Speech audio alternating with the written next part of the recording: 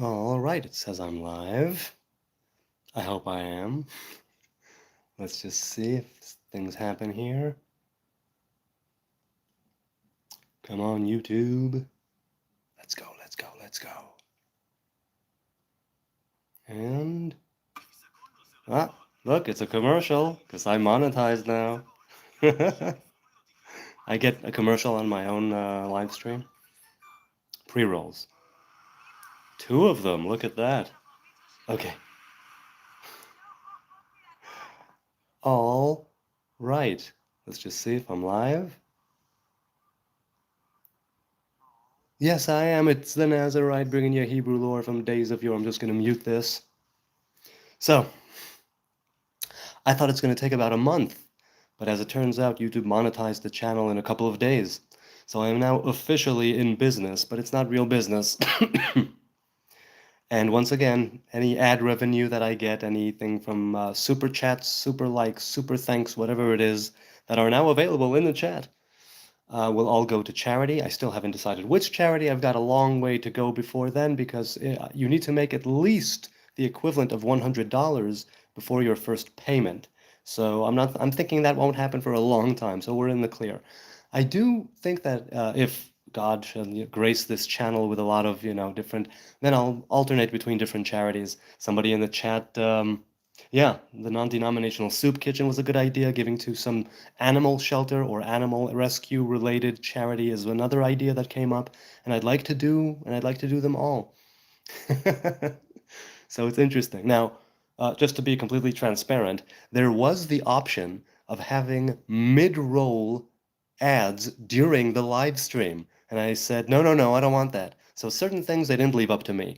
Post-roll, pre-roll, and skippable and not skippable alike, those things I cannot control. What I can control is mid-roll. So I don't know how that would work. I'm like blah blah blahing, and then in the middle there's an ad. Different people get them at different times. I don't exactly know what's going on. Point is, yes, so now it's monetized by the grace of God and you good people who are, viewers. So okay. It is good to see you. It is good to be seen. Hey, Dev Coffee is here. Hey, Dev Coffee. Dev Coffee let me know that she works for an animal rescue as the medical staff and the kennel staff. Speaking of animal-related charities. So I'm not sure how it works with the ads. I really don't, but I guess we will see. Hey, Jimmy Dean, am I an anti-fascist? I'm an anti-fascist in the sense that I don't think that you should subordinate yourself completely and lose your privacies and lose your freedom simply for the glory of the leader and the state. In that sense, I am not anti-fascist. But Antifa supposedly has a different sort of connotation. I'm not sure. I'll jump right in with a question. DP says, do you have a savior? Do I have a savior? So the Torah says basically, yes, you save yourself. You are your own master, right? You are the master of your own destiny, and you can choose what to do. You have free will, which is why Moses and the Torah beseech us to choose life, because we do have the ability to choose. We have free will. That is part of what's going on here with this covenant between God and the Hebrew people, between God and humanity. Right? We are given certain attributes as human beings, and one of them is free will. So there's that whole thing of how can we have free will if God already knows what might happen, and so on and so forth. I've addressed it in the past. I won't necessarily do it now. But as for being saved, which I know that followers of Yeshua, Christians, and others perhaps are very big on, I have a lovely cup of green tea here, but it's still very hot. So do I have a savior? Yes, right? It is the Lord that saves us, right? It is God that saves us, but it is us who make that happen in the sense of we keep the Torah, we keep the covenants, right? The different ones, and we make room to be rescued. And on the other hand, there is that phrase, Ein chavush metir atzmo mibeit asurim, which basically translates into a person who's in jail cannot release him or herself. So sometimes there is that external element that comes to your aid, but by and large, it ought to be you who come to your aid. It ought to be you who make the decision, you who are devoted, you who make the commitment, you who make things happen for yourself. So DPKZ5CS. Do I have a savior? It's me, basically. But it's more than that.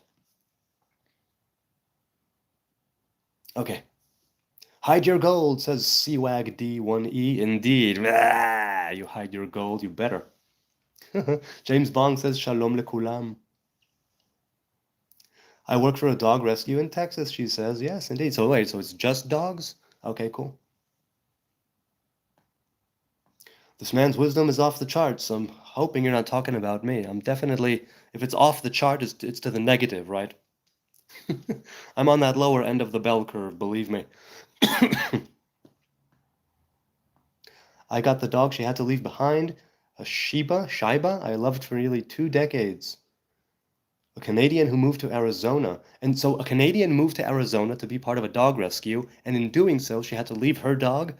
Irony! It's pretty ironic. Dev Coffee says, hey, did my comment post yesterday regarding GoFundMe for rescue dogs? No, it didn't. I didn't see it. I wasn't sure if my connection was being glitchy or if it was deleted. Well, I don't know. Maybe YouTube deleted it because it was for something external. I have no idea. But I didn't get such a notification, nor did I see such a comment in thread where we were going back and forth. So I don't know. Eiler says, Shalom Aleichem. Eric Boggs says, what up, Dread? Hey, Eric Boggs. That dude has some nice dreads too, from what I've seen. Nate Biggers says, Allah Akbar, God is great or greater. Because Kabir means great, Akbar means greater. Indeed, Allahu Akbar, God is great. Or there is a revelation of greatness of God. Sneezer says to Mr. D. Michael, he knows, but he's going to accept Jesus till he meets him. He's a Thomas. I'm not sure what you mean. I don't know. Well, you were talking to Mr. D. Michael, so maybe it's about something that I know that I know nothing about that was going on in the chat. Why is it that my cough is still going? I may have to take a few days off from these live streams to get my cough under control. It's not getting worse, but it's not getting better either. Sucks. Okay. Oi. So Nizar says to Dev Coffee she survived about 3 years of dementia. 3 years! Before finally howling, and we had to put her down. Still missed. Oh, that's so sad. Look, one of the things that was great, relatively speaking, about the way that Pinky went when she went almost a year ago, is that really she was looking a little off for a day or two, and then she left quietly in her own bed, surrounded by people who loved her, and we were singing, and we were talking to her. Really was. I mentioned it at the time. It really was. I mean, I would want to go that way. I would want to go the way that Pinky went.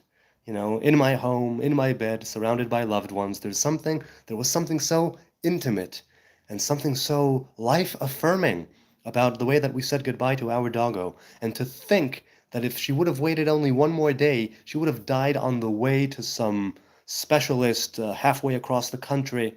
Lord knows what that would have been. Hebrew Nazarite, should Isaac have used more of his senses, even though it says older will serve? I'm not sure. I'm not sure what you mean. Should Isaac have used more of his senses, even though it says older will serve? Can you elaborate? I'm not sure what you mean. I don't know what you mean. What does that mean, older will serve? And what do you mean by used more of his senses? I mean, it's said that he went blind towards the end of his life. Right, like you said before the chat started, before the stream started, right? The voice is the voice of Jacob, and the arms are the arms, or the hands are the hands of Esau. Honey helps too, so I'm vegan. I don't drink honey. I don't partake of honey, but I do partake of agave syrup, which comes from a cactus that is sweet, runnier in its consistency than honey, but also has kind of the same properties, more or less. So yeah, hot water with lemon. So I do have honey, but the family uses it. I don't. I expected her, says Sneezer, to give up life one day in sleep, and near the end she was trying to hide to do it. So the end was shocking. Yeah, some animals do that. They hide away when they're about to go down. Confluenza says, are you pro LSD? I'm pro LSD for people who are, choosing to partake of LSD. I mean, it's one of the most amazing substances that has been synthesized ever. Dr. Hoffman was quite quite a chemist. And yeah, I am pro LSD, but in measure, as always, in measure. But, I always say that if you're going to take a psychedelic or dabble in psychedelics or any psychoactive compound, whether it's organic, whether it's synthetic, man-made, lab-made, whatever, it's a question of set and setting. It's a question of respecting the substance. It's a question of doing it discerning, right? What is it that you want to get out of it? Is it recreational? Is it a ritual? Is it spiritual? What are you seeking there? And to always, always be cautious because not everybody should dabble in psychoactive substances. Not everybody should dabble in psychedelics, and certainly LSD, where such small amounts could cause such amazing and life-changing experiences. If that's what you're going for, go for it, but always treat it with respect, right? That's what I'm saying. Robert Harrison says, giving birth, right? Use more senses before giving it out, even though it was Yaakov's birthright. Oh, giving of the birth, not giving birth, right? Giving birthright. Use more senses before giving it out, even though it was Yaakov's birthright. Well, look, let's put it this way. There was that idea of Isaac already, how shall I put this? Right, it said that Rivka loved Jacob and that Yitzchak loved Esau, right, for different reasons. And there was the idea of the birthright as Yitzchak may have very well known that Esav is not the man through which the covenant of Abraham is supposed to continue. But he was sort of bound by the law of the land to give to his firstborn, Esau, those blessings and the birthright. However, just because one of the children got a birthright doesn't mean that the other child can't also partake of this covenant and carry it on. Presumably, they both could have, technically speaking, carried on the covenant of Abraham and Isaac, and, and there wouldn't be Seir Mountain and the 12 tribes. We would all be together. And true enough, later on, 20-something years later, when Jacob and Esau meet, their meeting is of actual fraternity, brotherhood, and love, some say. The Midrash has its qualms, let's say, about whether or not that's the way that it went down. But use more sense before giving it out. No, I think he knew what he was doing. I think he knew what he was doing also because, game recognizes game. Yitzchak, who comes from the left side, Esau was more about the left side, right? A hunter. And I think that Yitzchak recognized something in himself and in Esau, where he was like, no, it will go through Jacob. Yet he was still willing to carry out the law of the land and to bless Esau as the firstborn son and give him the greater blessing. It ended up going to Jacob. Jacob merited that through buying the rights of the firstborn, right? Esau sold his birthright. Esau didn't care enough. Now you could argue Yitzchak didn't know, it should have been this, it should have been that. That's the way that it went down. And this is an allegory, right? It's like an archetypal sibling rivalry sort of thing. And it's also mirrored in Rosh Hashanah, the Day of Judgment, the holiday of trumpets, the Feast of Trumpets, Rosh Hashanah, the New Year, not the first of Nisan, the first of Tishrei, what now is called Rosh Hashanah, where we use the ram's horn, the shofar, in order to sort of confuse that spirit of Esau that is seeking those blessings and seeking to lay guilt at the feet of Jacob. So these things carry on still to this day.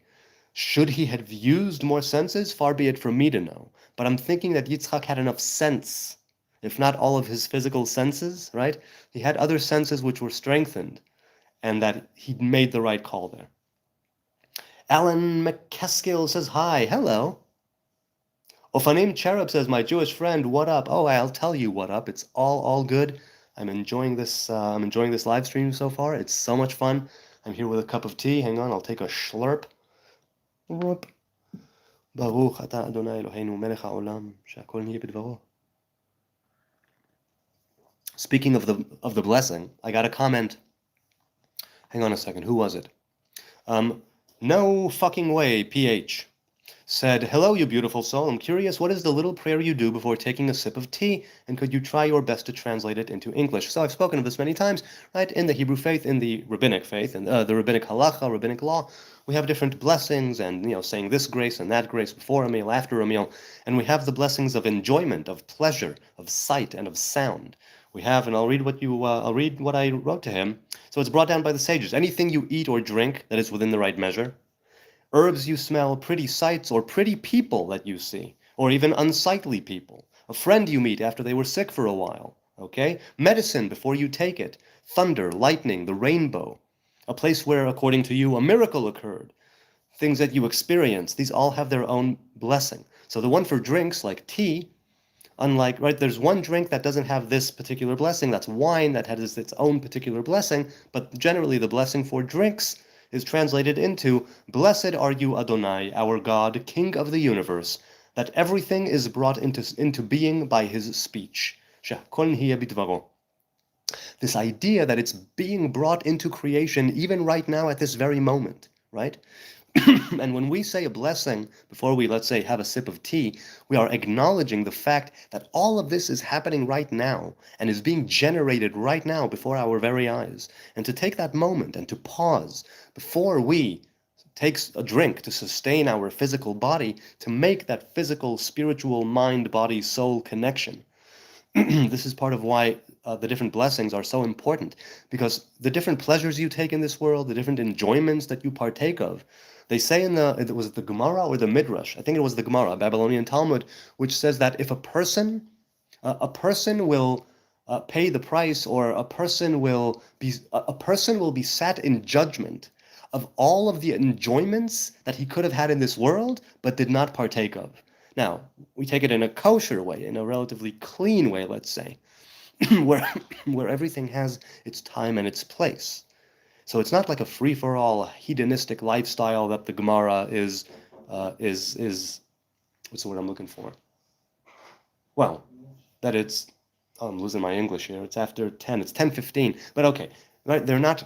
What's the word I'm looking for? I'm looking for a specific word. Anyway, they're not behind that sort of lifestyle, but they are behind enjoying this world, partaking of its different pleasures, but taking it in measure, discerning, and blessings are something that facilitates that.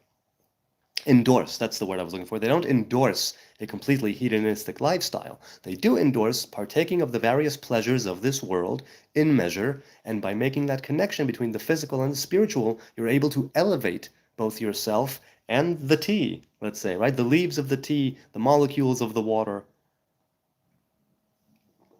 Oh, that's so good. So yeah, an interesting thing about this blessing, and other blessings like it, is that we start off with a you, right? Blessed are you. And then towards the end is that everything is brought into being by his speech. We start with the second, right? With the second person present, you. And then we move on to the third, not present, his. And that idea, again, of something that is encompassing different facets of reality, things that are here and things that are not here, right? We turn to God and we say you, and then we say his. So stuff like that is why I love a lot of what our sages have brought down. You could say that it's barbaric and patriarchal and misogynistic. You can say that it's supporting this or that. A lot of the things that the sages brought down are truly, truly lovely. Really. Zohara of Eden is here. So Zohara of Eden and I, in the short that I had on the wigs and the shaitels and the shawls, and so she said that the literalisticness of it gives her like the ick, and I do understand that. I commented, by the way, Zohara. I commented on what you said. Okay, drinking some Merlot right now. Ooh, what year? When I used to love wine, when I used to drink wine, I loved Merlot. I loved the way, I mean, obviously different vintages from different places, different grapes taste in different ways, but Merlot is really lovely, and I used to enjoy it with some meat occasionally, and sometimes just as a glass in the evening. Moderation, says Aqsa TV. Yes, indeed. So Aqsa as in katse, Aqsa as in the Arabic word Aqsa. Matthew says, hi, for the first read, do you think Derech Hashem is better taken straight through or slowly argued with? Do you feel it should be read in full first or slowly engaged point by point with study? Well, the way that I went through it, I've gone through it twice, once as part of a lesson in yeshiva, and once with a study partner, one-on-one, also later, a year or two later in yeshiva. Both of those times, no, I'm sorry. The, that second thing was Mesilat Yesharim, another book by Baramchal, but not Derech Hashem. So, I would say you should slowly engage point by point with study, because that's the way that Ramchal wrote it, right? Rabbi Moshe Chaim Luzzatto, he wrote that book, he breaks things down into point by point, right? Each chapter and each sub-chapter, and it's all so finely written that yes, I think taking it step by step, point by point, can be very beneficial because he breaks it down in such a simple way, not necessarily simply understood, but the simplicity of the way with which you can approach this book, where it's all broken down neatly, it invites you to stop at a certain point and have something to say or do or walk with it, and then carry on. And you'll be able to do that because it flows and it's very like an intuitive thing of one thing flowing into the next. You'll definitely be able to, you'll definitely be able to have that slowly engaged point by point with study, I think. But start it and see what it calls you to do.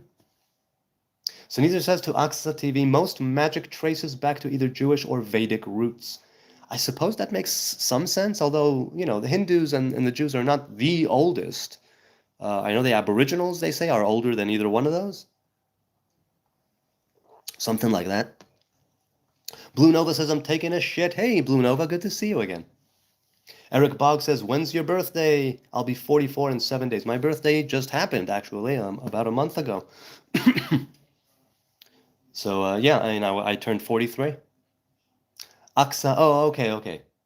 My name is just Zach in Pig Latin. Oh, Akze, gotcha. It was Akzedent, gotcha. That it's also Aksa. I see, that's cool. I'm a fan of Pig Latin. Fun fact, before naming it Pig Latin, it was known as the Thieves' Latin. Cast a spell, says Seth6669. I don't know any spells. All I know is speaking, which also has to do with speech, right? With speech, we cast spells. And we call it spelling for a reason. That idea of speech bringing things into existence is embedded even in the English language, even in the modern day English. It's still the way that we look at it. Okay, but is there any proof of real, tangible, magical stuff? Well, as far as I'm concerned, yes. Pardon me. As far as I'm concerned, yes. But it really does depend on who is it that you approach. What is it that you consider magic? Is it simply bending the elements? Is it making something appear from nowhere? Is it, what would you consider to be magic, like proper magic, white magic, black magic? It seems, says Matthew, like the structure pushes me to go step by step. Yes, that's what I would think. But I always want to go in tangents, so I wanted to check myself, starting this Friday evening. Well, it's great to go on a tangent. It really is great. And this book, like I said, invites that study when it goes point by point. And you can find different things that are referenced, in your mind from other books, and you can bring things. So I'm thinking, look, I don't know if you're reading the straight version or reading it with commentary or reading it with reference points that point to different things that he said and where it exists in the Talmud or the Mishnah or the Bible. So, because that could also send you on different tangents. But yeah, it does. The structure does push to go step by step. I think that would be the case as well. Are you a wizard, says Bloody Mori? No, I'm not a wizard. I'm a wizard's apprentice. The majority of Aboriginals have history based on the telephone game. Likewise, their magic. Yes, the thing is, it is kind of the telephone game, but each community, tribe, village, whatever the case may be, had its elders, right? They were traditionally, if I'm not mistaken, all over the world, the elders were the keepers of these secrets, let's say, right? That shamanism thing, right? Where you have the shamanic element that is passed down from one generation to the next, from one shaman to the next. that in some ways, even though it's kind of a telephone game, is also unbroken, right? I'm thinking it might very well be unbroken, at least in certain societies, and I don't know if they exist now or not, far be it from me to know. But I'm thinking that there's a very good chance that in certain ancient societies, this telephone game, despite it being a telephone game, is unbroken. The history is based on the telephone game, likewise their magic. There could be something to what you're saying, but that shouldn't negate the fact that it's still something that has merit. You know what I'm saying? Okay, let's continue. He's my apprentice, said Sneezer. You look like a Baba in India? What is an IIY Baba in India? I don't know what that means. But okay. Yeah, people think that that I look like this, that I look like that. Some people say I look like a Baba. I mean, I'm an Abba, and Baba is in Arabic, right? Yabba Baba. So I am an Abba. Hey, Real Jack Matt is here. The Flotterator. Hi there. Can you speak Yiddish? No, I know only a few words here and there. If so, could you please say a sentence? I would like to see if I understand it. I allow myself to repost the question. Please do repost the question. No, so I don't know enough to say a sentence. You know, it would be something like Gatschlaf and Manlaf, basically, right? Man make no, it's Manschlaf and God laugh, right? Man makes plans and God laughs, or something like Sein gesund, right? Good health. You're muted? No, I'm not muted. Okay. Frostbite's 20. Maybe you're muted, huh? Maybe. Shalom, David. There's a David here? Where's David? I don't see a David. Top Flight Security Craig. I think I've seen you here before as well. Good to see you, man. The idea that they can physically write down the words telepathically from another room. Oh, I'm sorry. I heard that some ancient societies wrote down books word for word, especially the Jews. The idea that they can physically write down the words telepathically. Well, I don't understand. Is it telepathic, or is it from another room? What are we? I don't quite understand. Shalom from Ireland, says Emmanuel Godson. Hello, shalom, shalom. Mr. Moon says, "What is your position?" I mean, what kind of position are we talking about here? It can get pretty graphic, so you'll have to clarify that. Thank you for the 2 Yiddish sentences, barely sentences. Hebrew is greater than Yiddish, says Hogel Fresh. Hoagie Fresh. Where are you from? Well, I mean, Yiddish has it's like a German Hebrew language, or a German Jewish language, not a German Hebrew language, a German Jewish language. Debate J Dyer says I'm no mine Patrice 40K. Well, I'm not a debater. I'm not seeking to debate anybody. I mean, if someone says something, I might address it. If they have a question, I might, take a shot at it, but I'm not a debater. I was before you, have a very good memory. Oh yeah, so yeah, you were here before. VV3 says, where are you from? I'm in Jerusalem. And where are you from, VV3? Vroom vroom. Elohim Mayani Shalom. What does Elohim Mayani mean? Shwazi? Shwazi. Hey, Shwazi. I don't know what that means. Eric Boggs says, people talk about his nose. I have the same nose. Well, it's the attack of the SCHNOZ. Christopher says, are you Zionist? Yes, I am a biblical Zionist and a modern-day Zionist, but I don't follow it, blindly. It has its faults. People make mistakes. People do horrible things in the name of Zionism and in the name of God, in the name of the Bible. But, yes, I definitely am a Zionist. I have no clue who my ancestors are, says Eric Boggs. Well, that's that's like on the one hand, it's okay, because you can make your own traditions. You can find your own path. On the other hand, there's a disconnect there, isn't there? There's a disconnect, for sure. Unfortunately, he is, said Sneezer to Christopher, but not as much as many, more because he lives there. Aksa says, Akze says, is Jerusalem all stone? Well, it's not all stone, but the buildings and the the buildings, the apartments, the towers are all covered, let's say, in Jerusalem stone or Hebron stone. So yes, it is all stone in that sense. Kannst du Deutsch? No, I don't speak German. Peter says, Shalom. Shalom, Peter. Good to see you. Adam says, nice schnoz, achi. You betcha. Joker, then go and debate him, says Inomine in Paris. Schnoz, is that a Yiddish word? So yeah, schnoz is a Yiddish word. Right, meaning nose.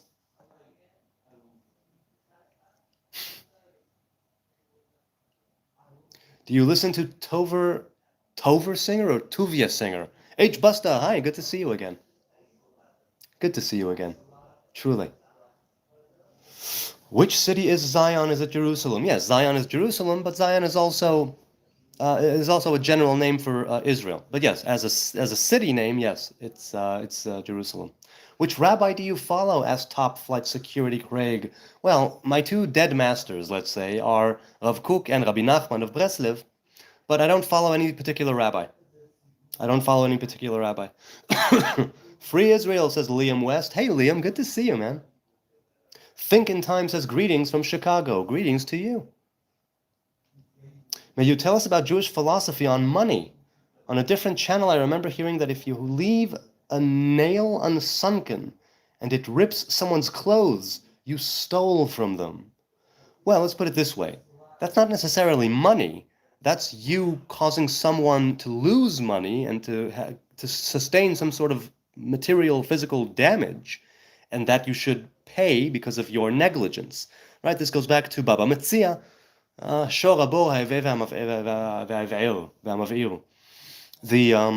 It's the idea that you are in charge, right? You have the responsibility not to cause damage that you can prevent, right? So it goes back to that. It's not about money.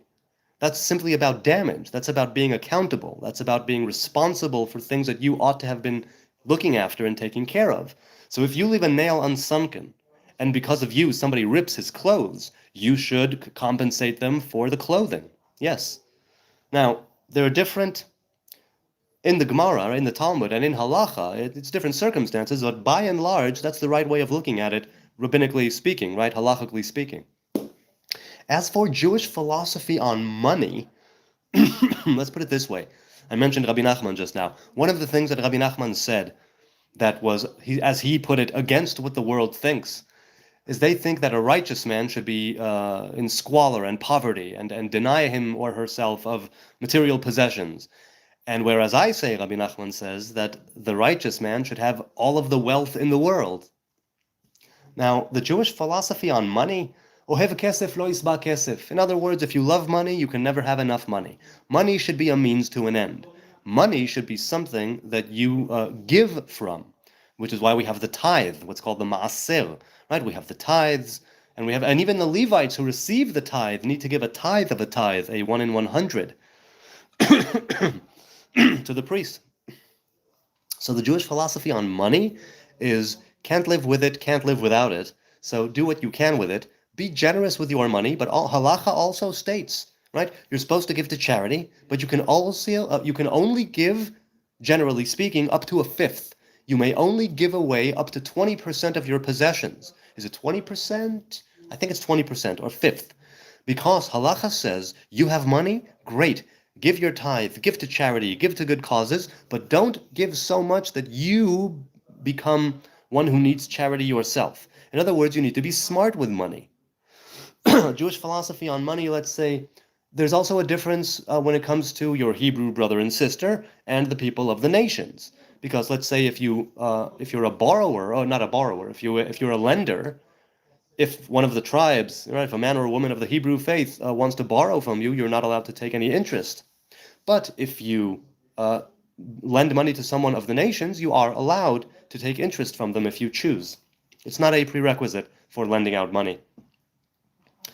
I mean, so that's like Jewish philosophy on money, off the top of my head. I certainly didn't do it justice, nor did I exhaust all of the different, all the different ones, all the different ideas.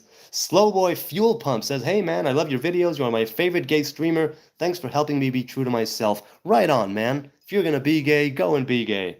I say this every time, that the Torah does forbid anal sex between two men, but it does not forbid having a romantic sort of feeling towards a man. So go be gay, have fun. And yes, I'm gay, I'm lesbian, I'm bi, I'm trans, I'm non-binary, I'm an attack helicopter. I identify as whatever you want me to identify as. I will do your bidding. Okay, let's continue. Do you believe in Yeshua? Liam West says, well, I believe he was a man, and I believe he is dead. So he is a dead man. A righteous man, perhaps, but a dead man nonetheless. So I believe that he may have existed. I believe I would have followed him myself, perhaps, if I was around at the time, as I always say. But he's dead. That's it. That's where we draw the line. Why can I never get a straight answer about the Talmud? Axped, what is your question? Ask, because the chat's going quickly, so I don't know.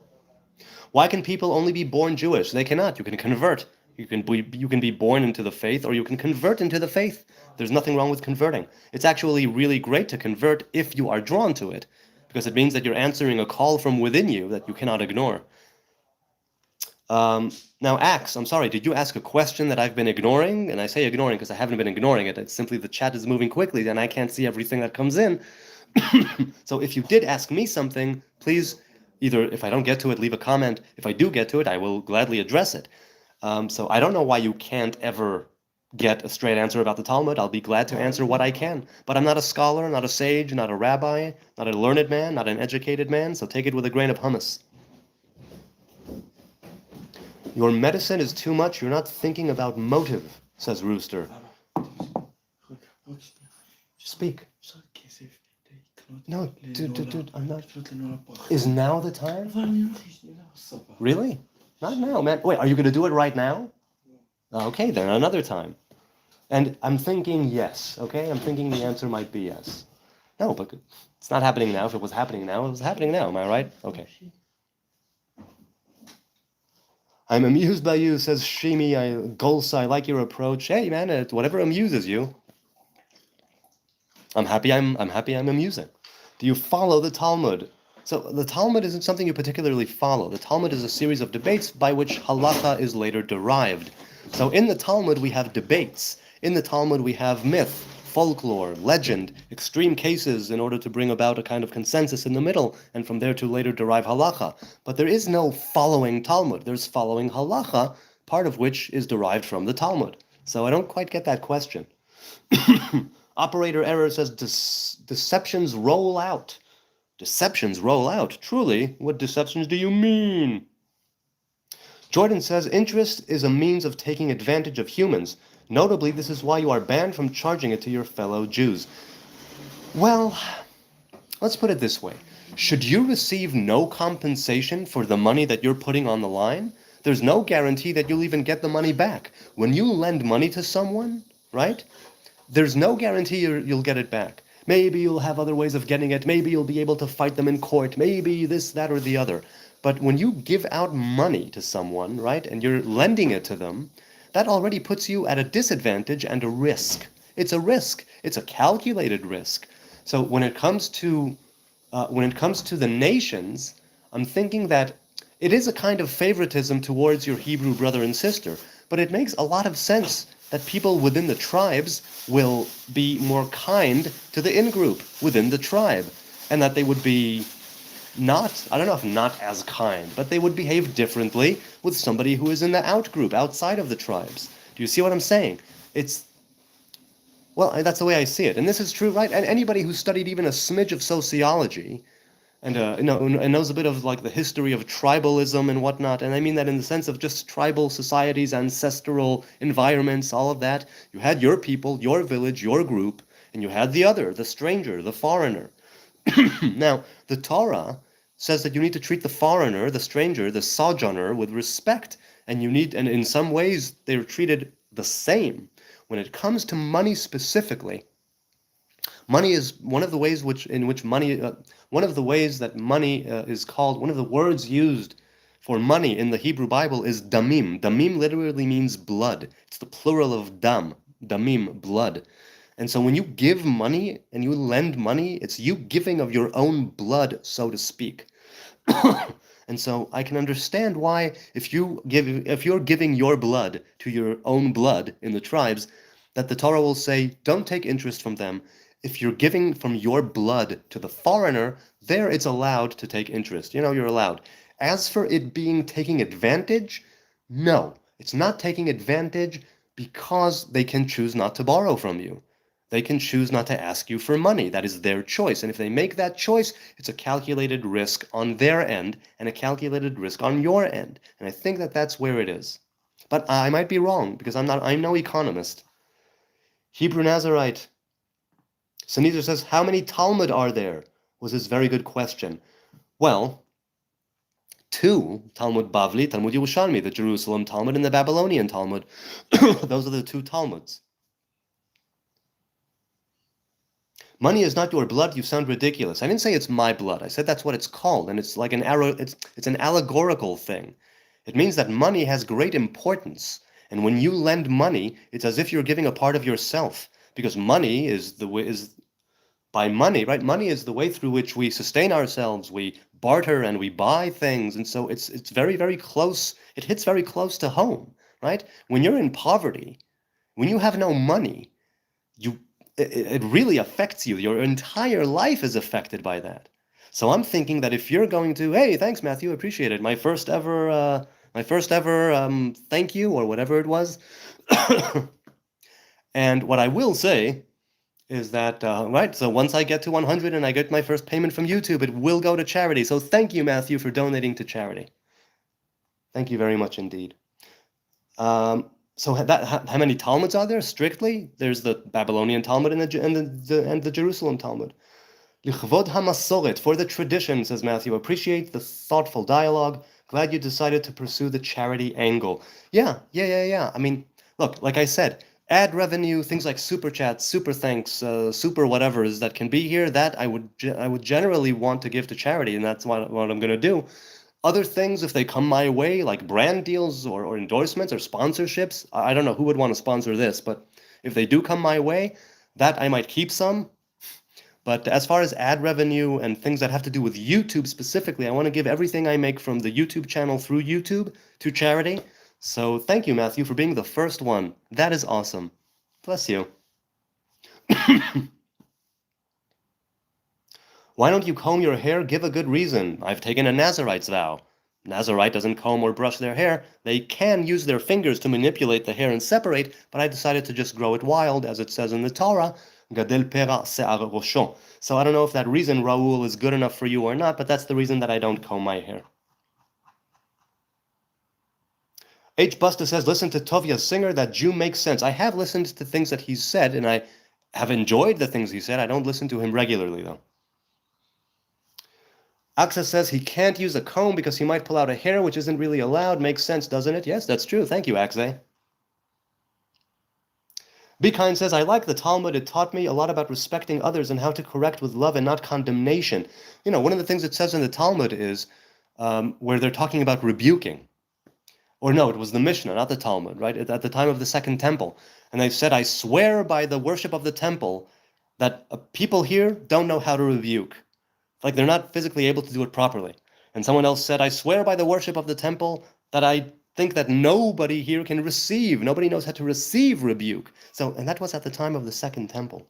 Hang on. Okay. And that was at the time of the Second Temple. And if they said that about rebuking, that people don't know how to properly rebuke, and people don't know how to properly receive the rebuke, you know, nowadays, who knows what's going to happen.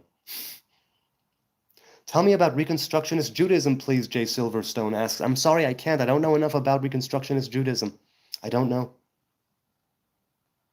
De Flotter says, I am interested in economy, and your stance that money is like a part of you sounds very reasonable. Yes, you know, it's like you're not supposed to, obviously it isn't you, but it's something that helps to sustain you. And as such, it's something that is near and dear to you, which is why you're supposed to give charity, but up to a certain degree. You know what I'm saying? Something like that. Okay. Attack of the SCHNOZ, says Nickety Toilet. Hey, Nickety, good to see you again. Axe says, why is it anti-Semitic to ask deep questions about Zionism? It's not anti-Semitic to ask deep questions about Zionism. You should ask deep questions. You should challenge Zionism. It's not anti-Semitic to ask questions. Ever. Is he allowed to smoke cannabis or eat it even? I don't know if you're talking about me or not, but Yeah, people are allowed to smoke cannabis. Halachically speaking, there's a problem with smoking. Halachically speaking, by certain halachic rulers, there's a problem with taking any psychoactive active substance, whether it's through smokage or through eating. I don't. I don't go by those rulers, but I don't smoke cannabis anymore. We are going to send you all to Madagascar to start your own society, says Based Lord. Well, that is based, my lord, but I'm thinking that maybe there's a chance that that's not going to happen. Madagascar. Interesting. I enjoyed the first movie. I didn't enjoy the ones after it. I gotta say. I don't know if I don't know. I don't even know if I saw the one after two. Are you in Liv Tahoe? Hell no. That cult. It seems to be like completely bonkers. Liv Tahoe means pure heart, and the things that they are doing there, they seem what's purported, let's say, to go on there, and what I've heard from witnesses who were in the cult and left. It's not Liv or Tahoe. It's not from the heart or pure. It seems really, really cultish, like crazy. I don't even want to think about it. And the things they do to kids, and the punishments, and the judgment, and the ridicule, and it's just it sounds awful. Am I in Liv Tahor? No, I am not. It really sounds awful to be in that cult. But I don't know. I've never been. Let's keep reading. Is he reading the chat? Hang on a second.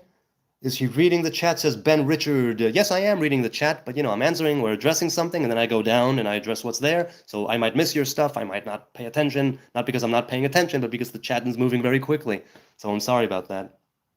You would make an excellent King Julius. Hey, Garfield is here. Hey, Garfield.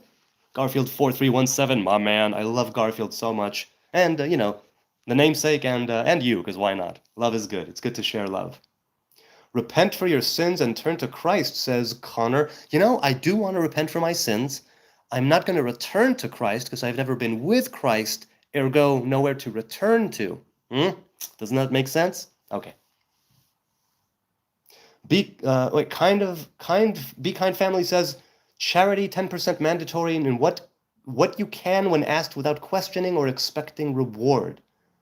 Okay, what are you saying? Was there a continuation there? I don't know what that means. H. Busta says, do you know about Gog and Magog? I've addressed this in the past. Yes, Gog and Magog appears in the book of Ezekiel. Gog and Magog are two nations, and it doesn't need to come to pass. It's a war that may or may not happen. It doesn't have to happen. The prophecies that have to do with destruction and exile and woe and tragedy and death, these do not need to come to pass. The ones dealing with solace and with comfort and with love and with kindness and with positive vibration, those necessarily do need to come to pass. It's just a question of when. Just a question of when. Soak your hair on live. If it comes back clean, I'll donate $500, says Wally Zay. I don't understand. I mean, I'm not going to do it. But soak your hair on live. If it comes back clean, if what comes back clean? The water? Meaning I put my hair, let me see if I get this straight, just for the, theorizing here. I take a bucket, I place all my hair in it, okay? And then a minute or two later, I take my hair out and we look in the bucket. And if the bucket is clean water, you're going to donate $500. All right? I'm thinking thanks, but no. I mean, it would be interesting. It would be interesting. Would it be? I don't know. I might do it just for the hell of it. But how would we be able to see? We need a clear kind of receptacle. We'd need a clear receptacle.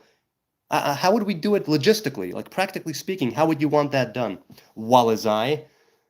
Because there's nothing wrong with soaking my hair. If it comes back clean. What do you mean if it comes back clean? See, that's what I'm not getting. Logistically, how would you want to do it?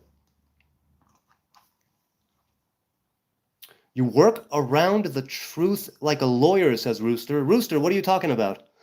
I don't know what you mean. Did Rooster say something that I was supposed to see? Because I didn't see. I'm sorry. The water as clear as it was before the soak sesh. Okay, so yeah, that's what I thought.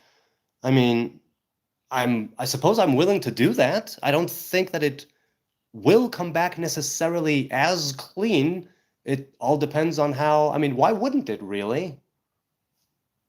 I mean, I'll do that. How do you want to get this done? Hit me up in the DMs, Walazai, or in the comments. I don't mind doing it. I also don't mind if my hair's a little dirty and the water is a little dirty. I really don't mind. But okay, you know what? I'm totally down with that. I'm not even gonna. It's not like I'm going against you and saying, "Oh, I'll prove you wrong." No, I'll just do it for the hell of it because it sounds like an interesting experiment. I mean, I don't know. I've never. That's interesting. It's an interesting thing. God is not real, weirdo, says Jim Smith. I agree. God is not real, and I am a weirdo. It's all about how we perceive God, right? And I don't know God. All I know is how God reveals himself to me. And I don't know if God is real or not. What do you mean by real? So I agree with you completely.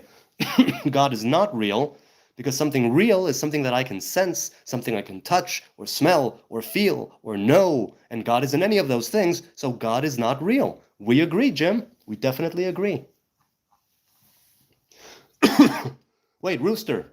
Okay, I don't think it's your fault. I think it's where you were raised up and your religious beliefs. Again, Rooster, man, I'm sorry. The chat is just causing it that you're being broken up and I'm not seeing things that you're saying. So I don't know. I don't know what we're saying. I don't know what you're saying, I mean. Why are Jews hated? Well, I have a video on that as well. But basically, Jews are hated for whatever reason is possible or plausible or implausible or impossible. Jews will be hated because they're, too rich or too poor, too religious or too secular, too integrated or not integrated enough. They're in control or they have nothing. They have a land, they don't have a land. They are at home, they're not at home. Their religion, I mean, it's like everything causes Jew hatred, basically. So yeah. There's too much trolling in this chat, says Trippy Custodian, bad vibes. Yeah, you know what? It's not bad vibes altogether. I'm happy with the trolling, I'm happy with the spam, I'm happy with those who engage. I'm sorry it comes at your expense, people who actually want to engage. But, I don't censor, I don't ban, I don't kick out, I don't put in timeout. I want this to be a free-for-all. I want this to be just a regular free speech, square. That's what I would want it to be.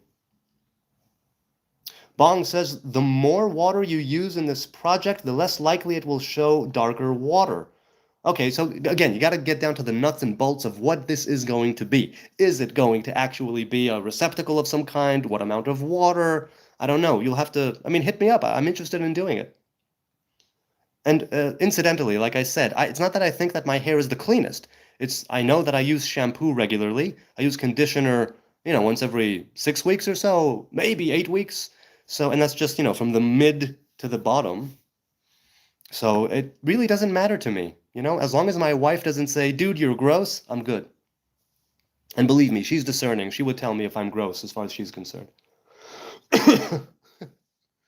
Based Lord says Jesus was not a Jew. I think you might be mistaken there.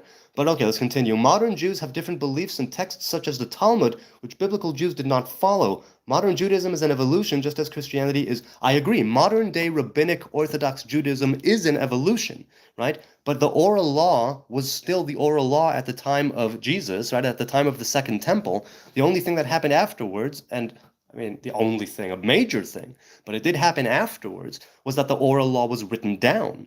That's the main difference. That's the huge difference.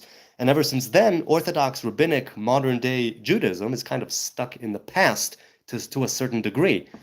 But no, I disagree with you, because even if they didn't have a text called the Talmud, they did have oral traditions passed on from father to son, from mother to daughter, from rabbi to pupil, from master to apprentice.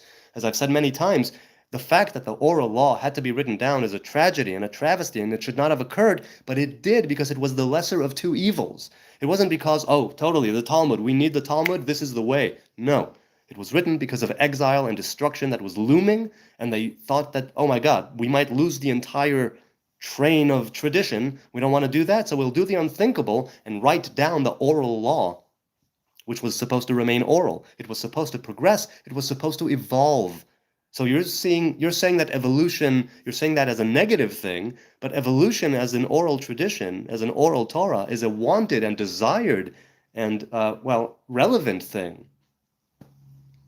So I know that you're trying to use evolution as a form of a kind of gotcha, but no.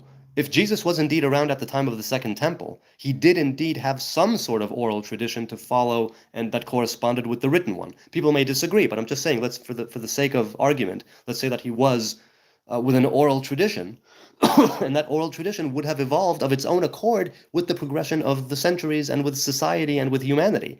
So that's why I'm kind of disagreeing with you on that, Based Lord. I understand where you're coming from. He did argue with the Pharisees, right, with the scribes. And modern-day Orthodox Judaism is a direct descendant, if you will, continuation of those Pharisees and scribes, they say.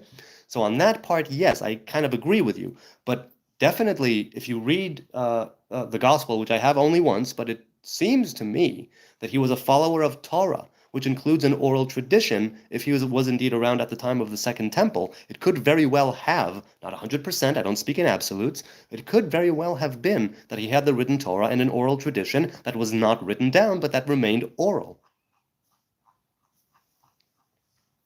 Do you dislike Muslims? Says Snipe. No, I don't dislike Muslims at all. I dislike Muslims who want to kill me.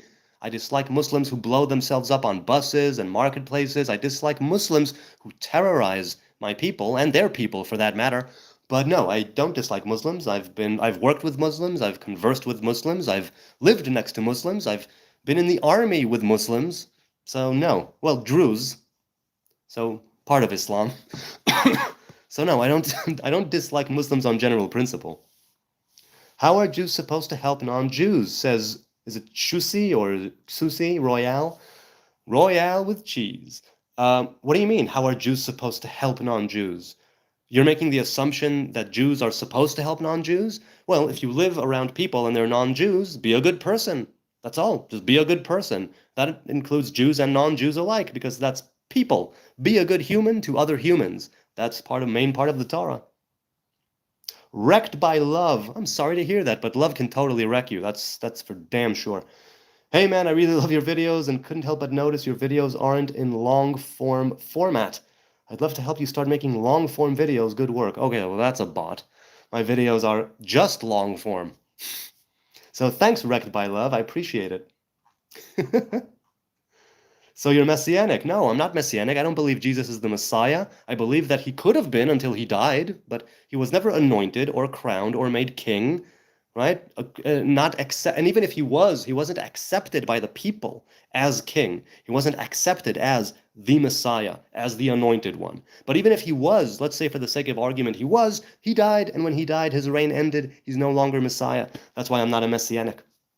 Why do you have dreads? Just Sishup, because I'm a Nazarite. The Nazarite grows his or her hair wild, and that turns into natural dreadlocks like these. I'm disgusted with the Jew hate. I don't understand it, says user XC. It's just par for the course. That's what it is. It's part of the world. Jew hatred will always be there.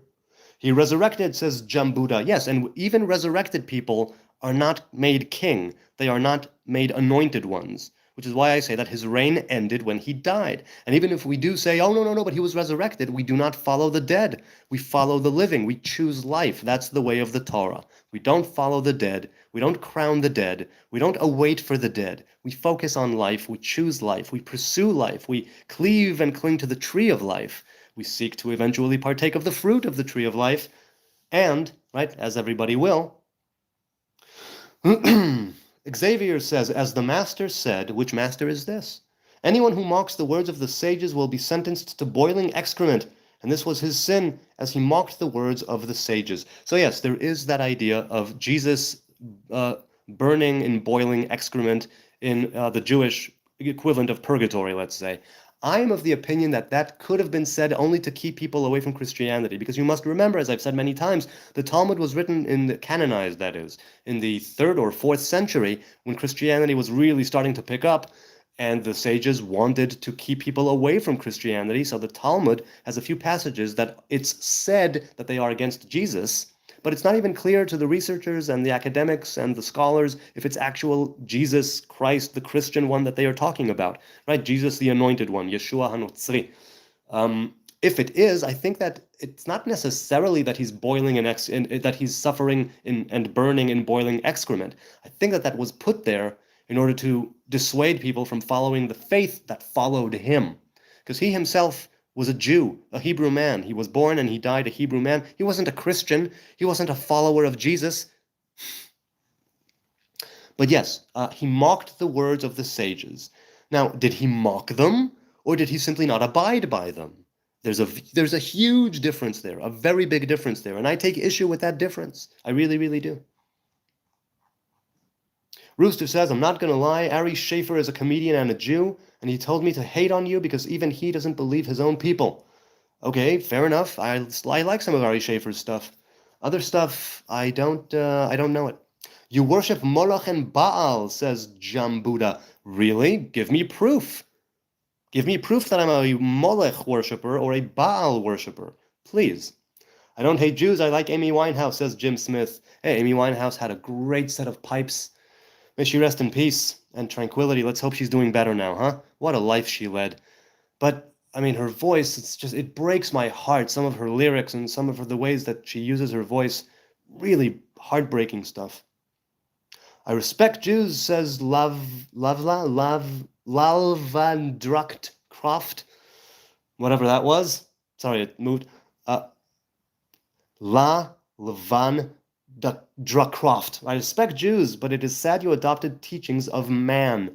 Well, the Torah is not in the heavens. The Torah is not across the great sea. The Torah is here. It's a living, breathing, walking, talking Torah. We are living, breathing, walking, talking people. The Torah was given by people for people, not to the angels, not to the demons, not to any other spiritual entity. It was given to human beings, which means that you have the parts of it that are divinely inspired, the origin, the divine revelation to Moses and all that.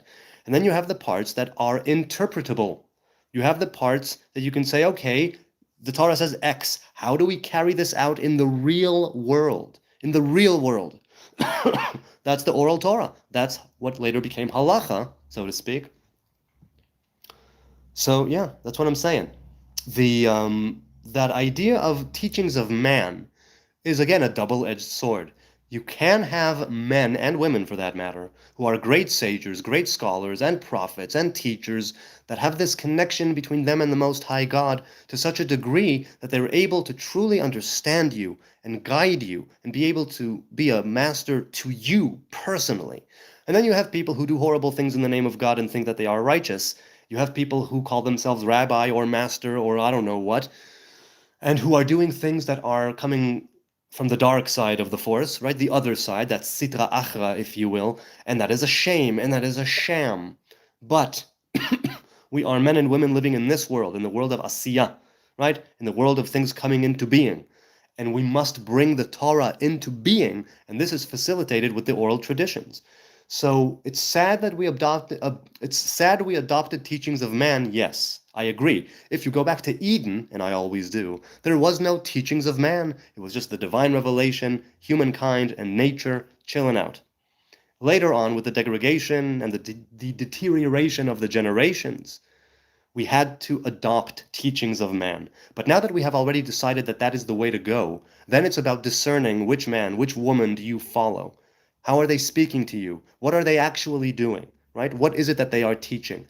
But to say that from the get-go at this point in time, teachings of man should not exist, and that it's sad, I disagree. I get you. I understand you. In some ways I agree with you, and in other ways I disagree that it's sad. It's simply a matter of fact that we are living in a world of human beings, and we need to adapt in certain ways to the physical, material stank of reality. Let's continue. Jesus was a Jew Hebrew, says the brainless. Oh, the brainless. Finally, a kindred spirit. I, too, am brainless. Finally, you show up, man. Finally, the brainless one. Could have shown up at any other time. I believe that it's very propitious that you showed up right now. Do you agree with Metzitzah Peh? This comes up every time. Yes, I do, but I don't think that the moil should be putting his mouth on the baby's penis. I think that much like our moil did 4 times, they should be using a single-use sterile apparatus, right? And not put their mouth on it, because that is a medical, that's just not cool. Let's not do that. But as for sucking out the blood in part, let's say, of the blood, yes, I do agree with that. But again, even if that wasn't the case, I wouldn't be insisting that it be done. If I had a moil, right, who was a kosher moil, who told me that we only do the first 2 steps, right? We do the incision and the separation, but we don't suck the blood. And I would say, yeah, okay, cool. Go with that. Go with your tradition. You're a kosher moil, go with your tradition. It so happens that the moil that we chose was one that did all 3, but when it came to Metzitzah Peh, Pardon me. It wasn't the mouth, it was an apparatus that he used, single use, sterile, and then he tossed it out. So I agree with it and I disagree with it, right? Jews are not the chosen after Jesus, says Pablo. Yes, I agree. Many Christians say that the Jews are not chosen. I agree, we are not chosen for anything. We were selected to be Jews, to carry on the covenant of Abraham, Isaac, and Jacob. You, Christians, are saying that the covenant was taken away from us. The Torah, though, goes against what you're saying completely. So if you're saying that there ever was a covenant, it's never an old covenant, it's an ongoing covenant. Right? The Torah says, you Hebrews may break the covenant on your end, but the covenant is not broken. And you will return, you will repent, you will make tshuva, and you will be returning to that covenant in earnest eventually when you finally get the brains, right, to figure out who you are and what it is that you're supposed to be doing in this world. So even though Jews may turn away from God and break the covenant is not broken. Do you see what I'm saying? So, people say that the Jews, that the divine revelation, the divine influence, that chosen thing left the Jews. I'm going, okay, we were never chosen. Fine. We were selected for a certain task. Other nations are selected for different tasks. That's it. That's the way that it goes. That's the way that it goes. Why the appearance of Jesus should nullify the entire covenant, that's up to Christians, to fathom. I have no idea why that would be. They say that Jesus is the one who made full the entire covenant, and so we can let go of everything. We can let go of the Shabbos, we can let go of circumcision, we can let go of phylacteries, we can let go of the Nazariteship, we can let go of all the different covenants, and it's all good because Jesus already fulfilled it all. It's like, okay, fair enough, you can think that, nobody's taking that away from you. But if you're turning around and saying, and your covenant is no longer valid, that's where I say, read the covenant that you say is no longer valid, and in it you will see that the covenant is something that continues, even if we don't. Right? And that's also why the Hebrews are still around. The Torah says you'll be kicked out, you'll be slaves, you'll get enemies and pestilence, diseases, and all your crops will fail and no rain and all of that. You'll go crazy with the amount of wickedness and negative vibration that you're going to be, and yet, through all that, there will always be a minority of Jews in the world returning to that covenant, returning to the path of Abraham, Isaac, and Jacob, returning to the Torah and the commandments. That is our covenant. That is why we are still here, despite people trying to take us out multiple times. That's pretty much what I'm saying. Okay. Rooster says, I'm going to send this to the Jimmy Dore podcast, so if he can talk about Ben Shapiro and your way of thinking and everyone that ignores the questions and not talks about the truth. Brewster, I'm sorry, man. I don't know if that's a negative. I don't know if it's a positive. It's been so disconnected in the chat. I'm going to send this to the Jimmy Dore, so if he can talk about Ben Shapiro. I don't know what you mean. I mean, I know Ben Shapiro's podcast. I know a bit about the Daily Wire. He's an Orthodox Jew, right? I was an Orthodox Jew, and in some ways I'm still an Orthodox Jew, so we have a lot in common. On the other hand, I don't quite get what you're talking about. So, hey, Bio865 gave a like. Thanks, man. I appreciate that. All going to charity. So if you want to give, don't give to me, give to charity. I mean, you can give to the channel, and in doing so, give to charity. Pero says, the Hebrew Nazarite, the covenant, it's not taken away from Jew, but expense to the worldwide. Yes, some Christians say that as well, that the covenant wasn't taken away from Israel, it was only expanded to include everybody under that banner. To which I say, okay, however, there is that case of being part of the Hebrew tribes, being part of the tribes of Israel. So if you're saying that now the Torah applies to everyone, why don't you keep the Torah? So there's certain Christians who say, no, the Torah is dead and gone, we don't need to keep any of it. So in that idea, Pero 899, as far as you're concerned, and if I miss it in the chat, please do leave a comment, because I'm interested in what you're thinking. If you're saying that it wasn't taken away from Jews, but the radius of the Torah expanded, the radius of the covenant expanded, does that mean that you and the entire world need now to keep the Torah and the commandments as the Hebrews are? Do you see what I'm saying? So let me know. How do you recognize Ishmael? Well, what do you mean by recognize? Ishmael is our cousin. As for the descendants of Ishmael, traditionally, it is the Arab world, and nowadays more the Muslims, although I know Muslims are not all Arabs and Arabs are not all Muslims. I mean, my kid has a best friend who's a Christian Arab. So it's like I know, but generally speaking, Ishmael is closely associated with Arabia and with Islam, but not all the way, right? They're always the outliers, and there's exceptions to every rule. It's not even a hard and fast rule. So how do I recognize? I don't know what you mean by how do I recognize. See, I don't quite know what you mean by that.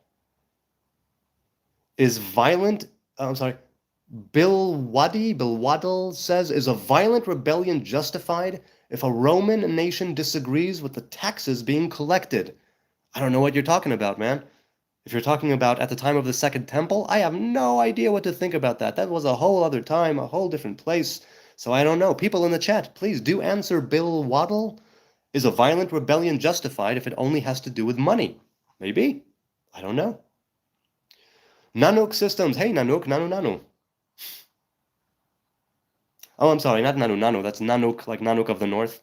Torah was about obedience. The New Testament is about you just suck at obeying. Time for someone to redeem the sinner. That's an interesting take about it. That's an interesting take. Saeed Ismail says, do you recognize Ishmael as a prophet of God? Interesting. I don't know of any prophecies that Ishmael actually prophesied to the Hebrew people. So I don't know. What I do know is that Ishmael was a righteous person, right? Brother of Isaac. And even though the covenant of the Hebrew faith as we know it was transferred through Isaac to Jacob and the 12 tribes, the house of Ishmael was blessed. The house of Ishmael was given a great blessing because he was the firstborn of Abraham. So do I recognize Ishmael as a prophet? I don't know if he was a prophet or not. I recognize him as a righteous man from the seed of Abraham who probably did a lot of great things and was righteous and awesome. That's what I'm thinking. But I don't know about prophecy. I honestly don't. Blue Nova says you have some shit in your beard. All right, let's put that to the test right here. No. No shit in my beard. Should I put some chocolate in there? I don't have chocolate. I've got date spread. Should I put date spread and just go? I could do that. So no, I don't have shit in my beard. But thank you for alerting me to the possibility of feces in my beard. It certainly is disconcerting to think that I might be broadcasting here on this fine evening in Jerusalem and have feces in my beard. Ugh. Oh, I did have to clean up a ton of feces. My kid, one of my younger ones, I had to take him to the shower and hose that dude down. Whew. And it stunk, boy. It stunk. Good for him. A healthy shit. What do you think of Rastas, says Pablo. Well, I'm not a fan of militant Rastas who think that they are supreme, let's put it that way. And I'm not a fan of the supremacy thing. But Rastas, first, they have their origins in the Hebrew faith, in the Torah, in the Nazarite vow. That's why they have dreads. They have their origins, according to them, in the union between Queen of Sheba and King Solomon. In that sense, they are of Judah, as am I. The kingdom of Judah, I mean, but that wasn't even a kingdom of Judah. All right, that was before the kingdom split. So from the tribe of Judah, I'm not from the tribe of Judah, but you know what I mean, from the tribes of Israel. So what I think, I'm a fan of those values, right? Peace, love, reasoning, reading the Bible. So yeah, I'm very much on board. Rasta follows Zion, says H. Busta. Yep, iron like a lion in Zion. Hafiz says, did this blessing Ishmael receive is what us Muslims believe to be the Prophet Muhammad? I don't know what Muslims believe regarding the connection between Ishmael and Muhammad. I know that Ishmael did receive a blessing, and so I count him as a blessed individual and his house as blessed. But all the way to Muhammad, right? I mean, what was it, 1400 years ago or so? Am I wrong? 1400 years? Something like that, right? Islam is around for 1400 years, something like that.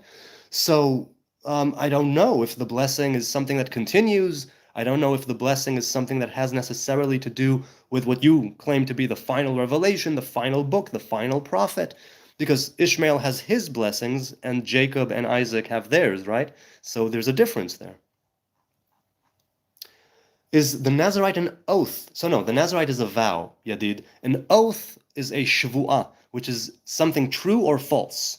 That's an oath. A vow is something that you abstain from or something that you take on. That's the difference between them. Also, as far as the divine revelation is concerned, a vow is higher than an oath. And halachically speaking, generally speaking, you should abstain from oaths and from vows. But if you're going to take them, dedicate yourself, be truthful, and don't take the Lord's name in vain, just like it says in the Ten Commandments. That means don't take the name of the Lord in an oath in vain, is generally the understanding of that commandment. Please get a job, mate. Okay, cool. I do have a job. I have a day job that I love.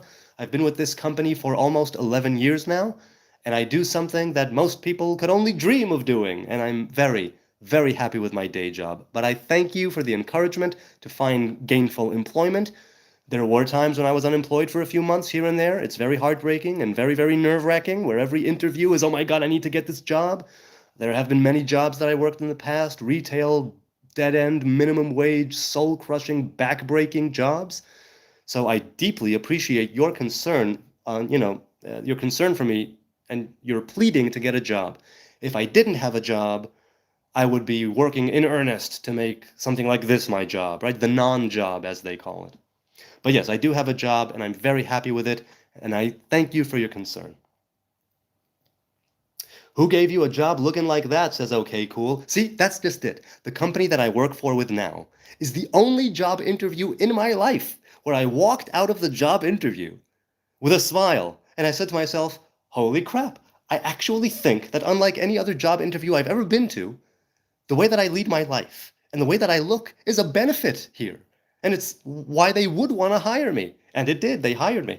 I got the call 2 days later, you're hired, show up on Monday. Or was it a Sunday? One of those. So yes, people gave me all kinds of jobs, and this job that I have now, which is not a job, it's a career. Thank God. To have a career.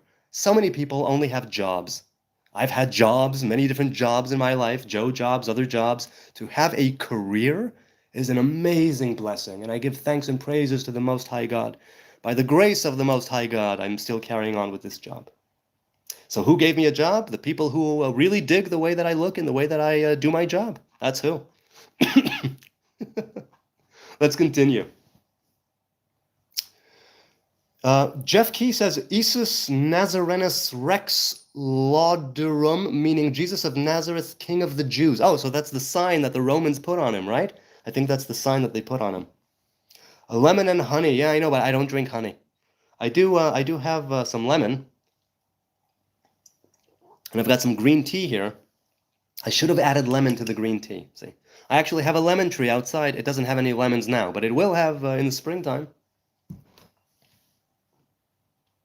Don't Trip says, you guys hand each other favors. It's not a blessing.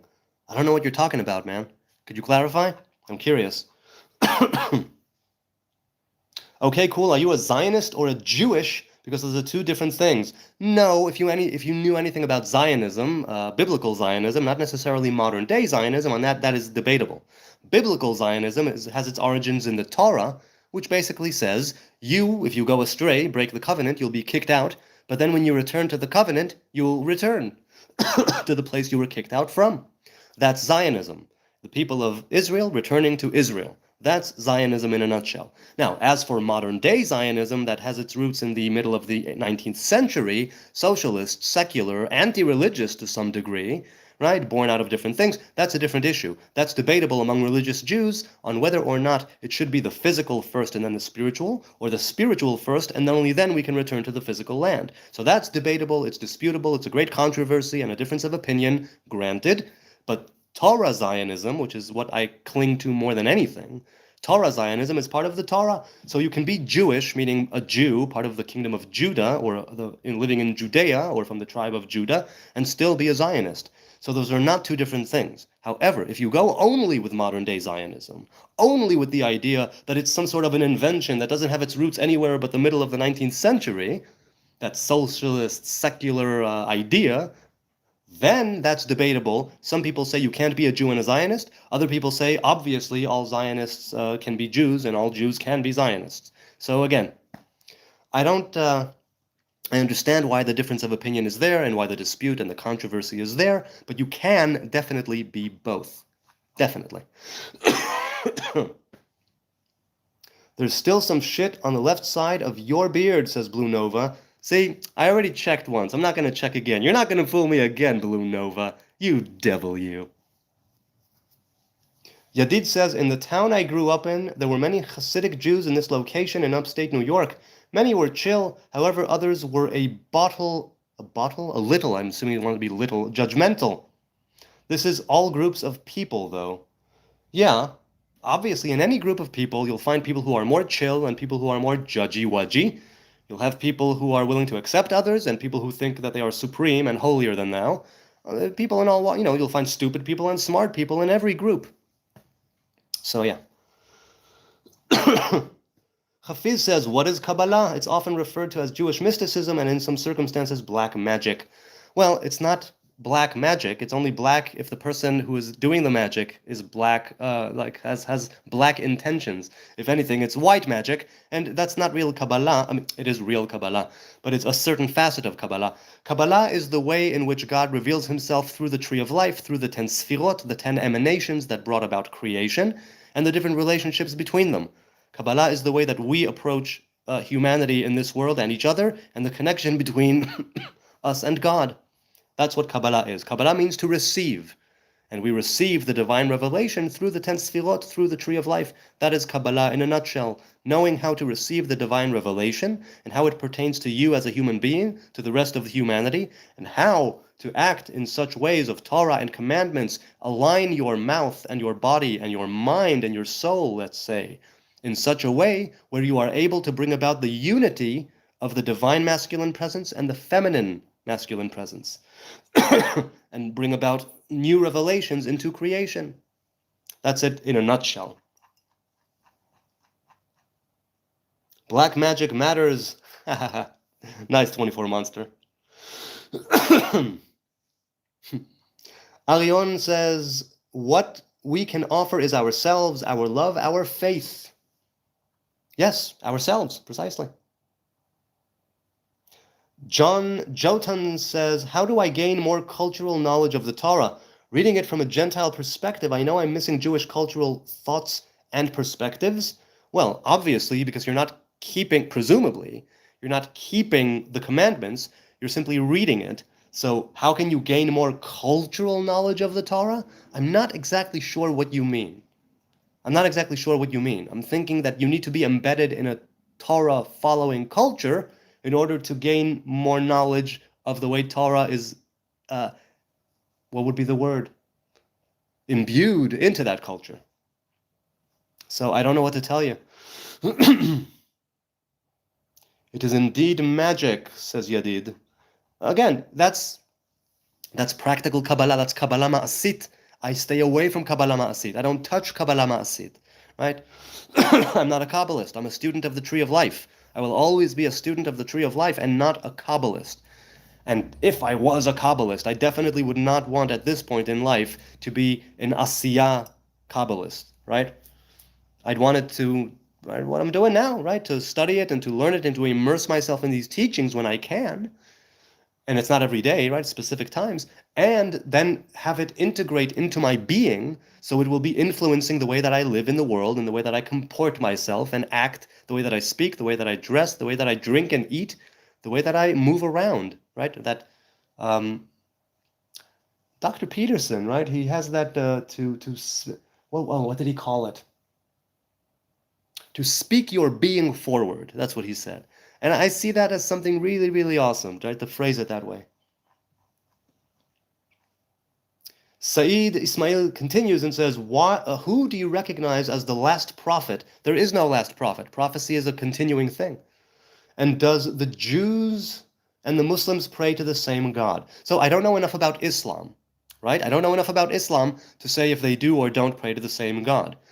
I do know that the spirit of prophecy is on the cusp of making a comeback to the Hebrew people, and the spirit of prophecy never left. It's just supposed to, well, like I said, make a comeback and be more prevalent and more common. We're all meant to be prophets. We are all meant to be part of this divine revelation and have a connection with it, right? That's why in the book of Yoel, it says God will pour his spirit upon all flesh, not Jews, not Israelites, not the tribes, not the Hebrews. It says all flesh. So, in that sense, I recognize nobody as the last prophet because last prophets are always, it's always something that is regenerating. So there's always a current last prophet until the next one pops up. So there is no last prophet as far as I'm concerned. So that's what I have to say about that. Can't believe he doesn't know that Jews and Muslims pray to the same God. It's not a question of what I know or don't know. I wouldn't presume to know what Islam is. That's why I don't know. To know means to make a connection. Like biblically knowing someone is to make unity and to make a connection. I have not studied Islam. I have not read the Quran. My views of Islam and the Quran have been warped by decades of war, bloodshed, murder, and terrorism, which is why I would want to give it the benefit of the doubt. And in doing so, I'm saying that I don't know because I honestly don't know Islam. I know Islam here in the Middle East as the way as how I've experienced it, but I also know that that's not the end-all be-all of Islam according to many Muslims, which is why I'm not so quick to say, oh yes, I know for a fact. I don't know for a fact because I haven't studied Islam. If I studied Islam, I'd have a lot more to say about it. But generally speaking, that's what I've heard, yes, that Jews and Muslims share the same unknowable, unthinkable, unfathomable, untouchable God. But I don't know, which is why I wouldn't presume to answer the question like that. So believe it, H. Busta, I'm only being truthful. That's the only reason why I answer like that. I'm not trying to be a smartass. I mean, obviously I am, but not in this case. Eternity Incarnate, nice to see you again. Ever had a conversation about Jesus Christ with a Messianic Jew IRL? Yes, I have. I had a chavruta, a study. I had a study partner. We learned the Mishnahs of Masechet Zvachim and a few other things. And he would give me the Messianic perspective on things and talk about Jesus. So yes, I've spoken to several. I also, back when I was working at Toys R Us, speaking of dead-end minimum wage jobs, when I was working in Toys R Us, one of the lovely ladies there was a Messianic Jew. So yes, I have spoken to Messianic Jews about Jesus in the past. I haven't done so IRL in a while, but I have, yes, several times, and sometimes for like months, an ongoing discussion, an ongoing study. So yes, I have. H. Busta says, ask your rabbi. I have no rabbi. I'm a free agent, unrestricted. Yadid says I've been rambling. My apologies, folks. Hey, don't apologize. That's what the chat is for. That's exactly the point. Ramble on, as Led Zeppelin said. Ramble on. Jamie says, were you born and raised in Israel? Yes. My parents are American originally, and I was born and raised in Israel. Never lived in the States, but I picked up some of the accent, as you can hear. But if you want, I can talk like this and sound Israeli, and it will be okay. It will be beseder, akol sababa. Right? I can do that too. Love it, says Yadid. Much better. Well, if you want, I can talk like this, like an old Jewish man from Brooklyn. You know what I'm saying? I can do like this too, yeah. I asked Jews in London, all said we pray to the same God. Okay, I'm not the Jews in London, my man. Why would I say that if I don't know? Wouldn't that be a little disingenuous of me? If somebody is asking a question and I wish to address it earnestly and honestly, wouldn't it be, and I know that I don't know Islam, and I don't know that I don't know for a fact, wouldn't it be a little disingenuous of me to just assume that because many people say it, that is actually what I think? Wouldn't that be me just having an idea because other people have that idea without giving it any thought or exploration of my own? So, I mean, I fail to see how that's... I fail to see why that's a bad thing. I would think it's a positive and not a negative. Of course, you can have your own opinion. Nobody's taking that away from you. It's nice to ask. That's how I learn.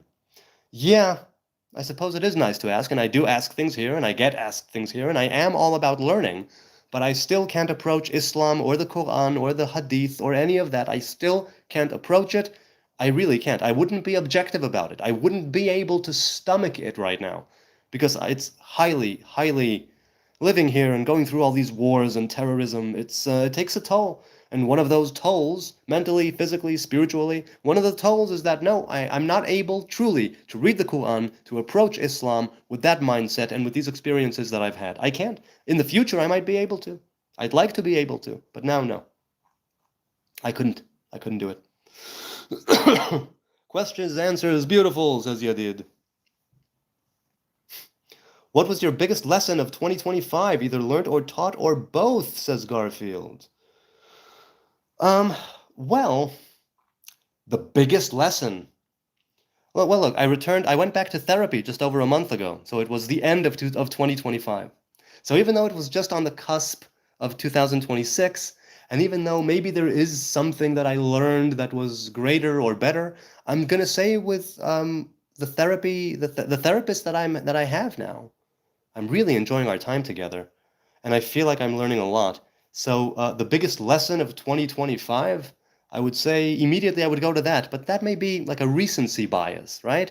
Just because it happened more recently and it's more fresh in my mind and it's affirmations and alignments and groundings that I practice daily. So I'm thinking of it more and I'm implementing it more into my life. And so I'm thinking, yes, it is indeed a big lesson. I would have to think about it some more to encompass all of last year. I don't know. I honestly don't know other than that. But yeah, definitely the biggest lesson is the things that I've been learning now in therapy to keep myself aligned and to regroup and to rebalance, right? And to find grounding. That's the biggest lesson of 2025.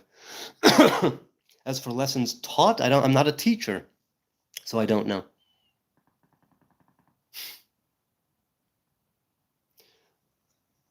There are 71 sects of Jews.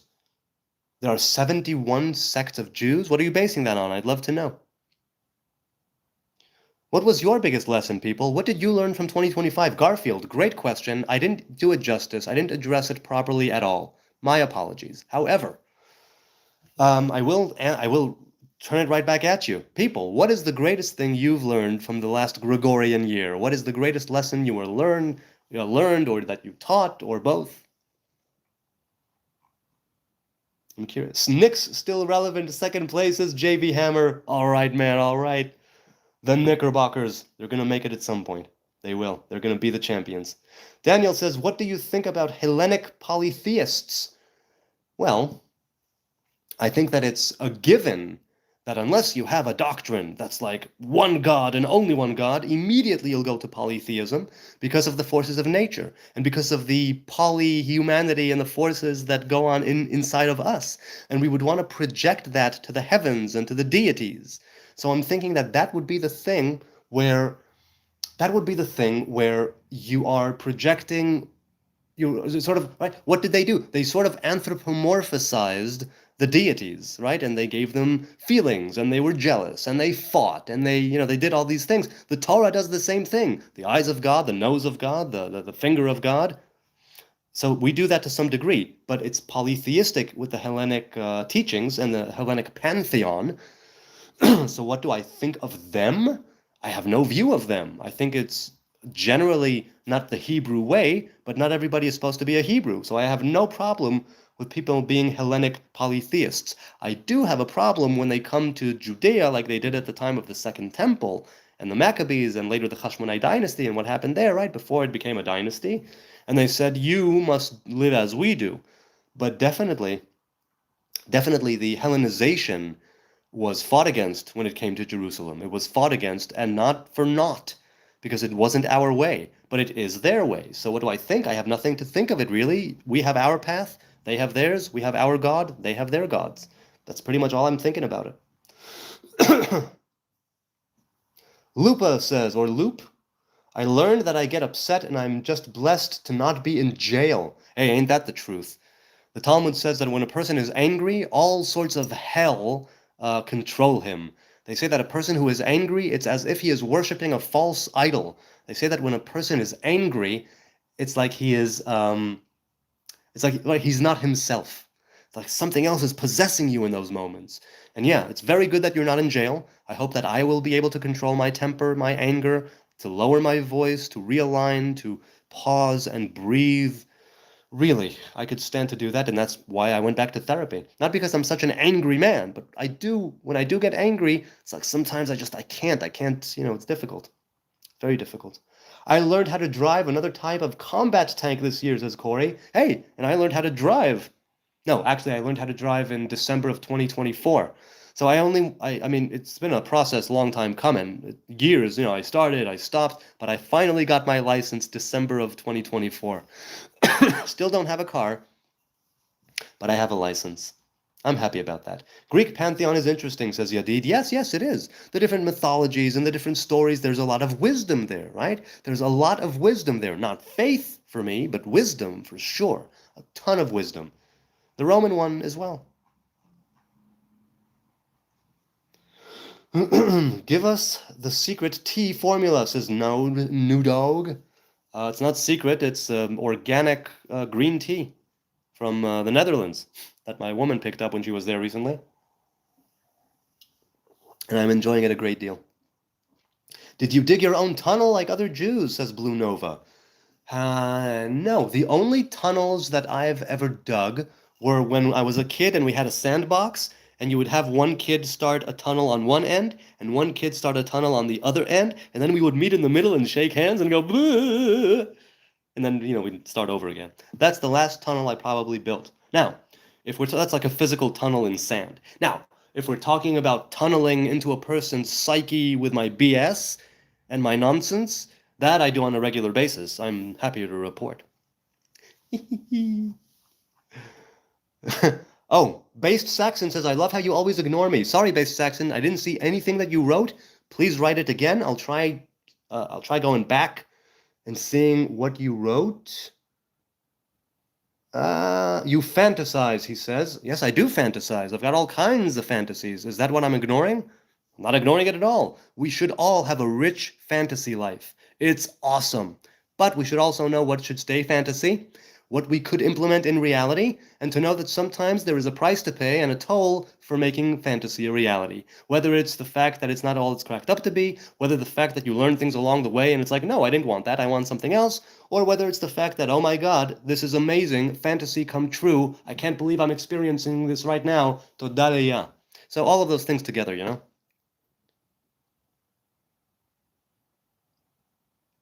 Let's see. But was there anything else? Was there anything else? I don't see anything else. I don't see anything else. So yes, I fantasize. Yes, I do. I definitely do. But wait. Did you say something else? Based Saxon says no. Dude, I'm not getting it. I'm not getting it because the chat is moving very quickly. My apologies, Based Saxon. The Saxons, they invaded. Where did they invade? Was it England? I don't recall. But I am, of American descent, so I'm Anglo-Saxon, huh? We're paisan. Ricker says, do you think Jerusalem lied desolate for 70 years? No, I think Jerusalem laid desolate or relatively desolate for much more than 70 years.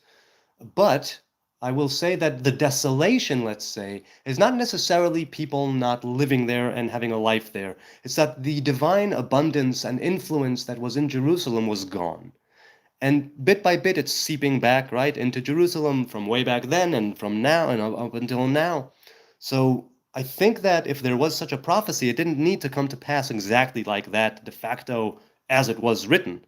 But that there was a kind of desolation of Jerusalem, for sure, and people did stay behind. There was always a presence in Jerusalem. There was always a Jewish presence in the Holy Land. So if you're talking about like 0 people and nothing, no, I don't believe that. I don't believe that. Yadid says, love you, dude. Gotta run. God bless you. And you, good people. And you, Yadid. Jor says, every human fantasizes. It's what we do. With their actions count between that good or bad. Yes, that's right. We all have I wish and I pray and I hope that all of you out there have an active and rich fantasy life. It's a wonderful thing to have.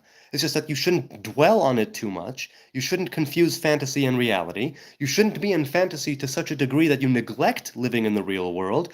But definitely having a life of fantasy That's precisely what would enable you later to discern, right, and make certain fantasies into a reality. It's that, because if you have no fantasies, what are you going to make into reality? So yeah, being human, precisely, being human. That's right. Kemo says, were you promised a YouTube channel 3,000 years ago? No, there was no YouTube. Oh, I'm sorry, somebody sent something. Wish there was peace and Israel followed international law. Yes, I'd like that too. I would like that too. I would like our enemies to follow international law so the rules of engagement would apply not just to us. But thank you, I deeply appreciate that. Wait, let's see, there was, hang on a sec. Boink, boink. Okay. Can you explain Chabad white magic? I don't know what Chabad is. That Shabbat? I'm not sure what that means. Frank says, can you explain Shabbat white magic as you described it? Got curious what it is. Thanks. Well, Kabbalistic white magic, if you will. I don't know it. I don't know it. I don't know magic. What I do know is that we in the story of creation, straight up Torah, right? We were given dominion we were given dominion of creation. We were supposed to be in charge, right? As being that image of God in the world, we were supposed to be in charge of the world. That includes the physical and the spiritual worlds. The entire gamut of planes of existence, we have the ability, the capacity, the potential to rule them all. We need to merit it. We need to do it wisely. But we have, nevertheless, the potential of being the masters of creation. That's why people call us the crown of creation. Yes, the crown or the crown jewel of creation. So that idea of white magic basically is controlling the physical world, controlling the spiritual worlds, the different divine messengers, angelic and demonic alike, that they should do our bidding, and coming from a good place, from a positive place, right? And bending the elements, like in Avatar: The Last Airbender, manipulating the elements, manipulating the laws and forces of nature. This would be considered magic. So, can I explain it? No, because I don't do it and I don't dabble in it. But I do know that it has to do with, let's say, the clothing that you wear, a specific time of day, a specific name that you think of, or series of names, right? The breath, take it in, take it out, the Aleph Bet, right? The 22 Hebrew letters, or 27, really, 5 final letters included in that. The different, right, the long breath, a short breath. If you know what, I'll give you a for instance. There is such a thing as a good luck charm, if you will. It's not really good luck, but a charm, right? There are Hebrew charms called kmeot. Now, people mass produce them and industrialize them, but a real true kamea, a real true charm, is something that a Kabbalist writes for a specific individual, for a specific purpose. And it can be written on any kind of metal or any kind of parchment, right? Depending on what it is you want to achieve, you can use gold or silver or brass, right? Or you can use this type of parchment from this animal or this type of parchment from that animal. You write down certain names, you write down certain letters in a certain configuration. You either roll it up and put it on some sort of a chain, or I don't know what you do with it, or you carry it in your pocket, or I don't know, whatever the Kabbalist tells you to do, whatever this Hebrew white magician would tell you to do with it, that's how you need to follow through with it. So, the fact that there are different mass-produced charms, I don't judge it. I'm just saying it's not my cup of tea. I was going to work the other day, and somebody stopped me and said, "Hey, would you like a charm? Would you like a charm?" And I said, "No, thanks." And I said, okay. See, something that someone just hands me in the street? No, I don't think so. For me, it wouldn't work. Maybe it would. I just think that no. If I wanted a proper Hebrew kosher charm, I would go to a Kabbalist. I know several of them. I would go to a Kabbalist and I would say, "Hey man, here's what I need to do. Here's what I'm dealing with. Here's the problem that I'm approaching," whatever the case may be, good, bad, negative, positive circumstances. Can you give me a charm, personal, right, that would help me with this specific thing in this specific case? And then this Kabbalist, with their knowledge, their esoteric magician knowledge, would write down or otherwise produce a charm that is uniquely mine, taking everything into consideration. That would be something that I would sort of be on board with, and I would carry it around. but no, I'm thinking that I can't really explain it but only sort of describe it. And it's Frank, I'm sorry that I'm not addressing it properly because I'm not a Kabbalist and I'm not a magician. So my bad. Can't do it.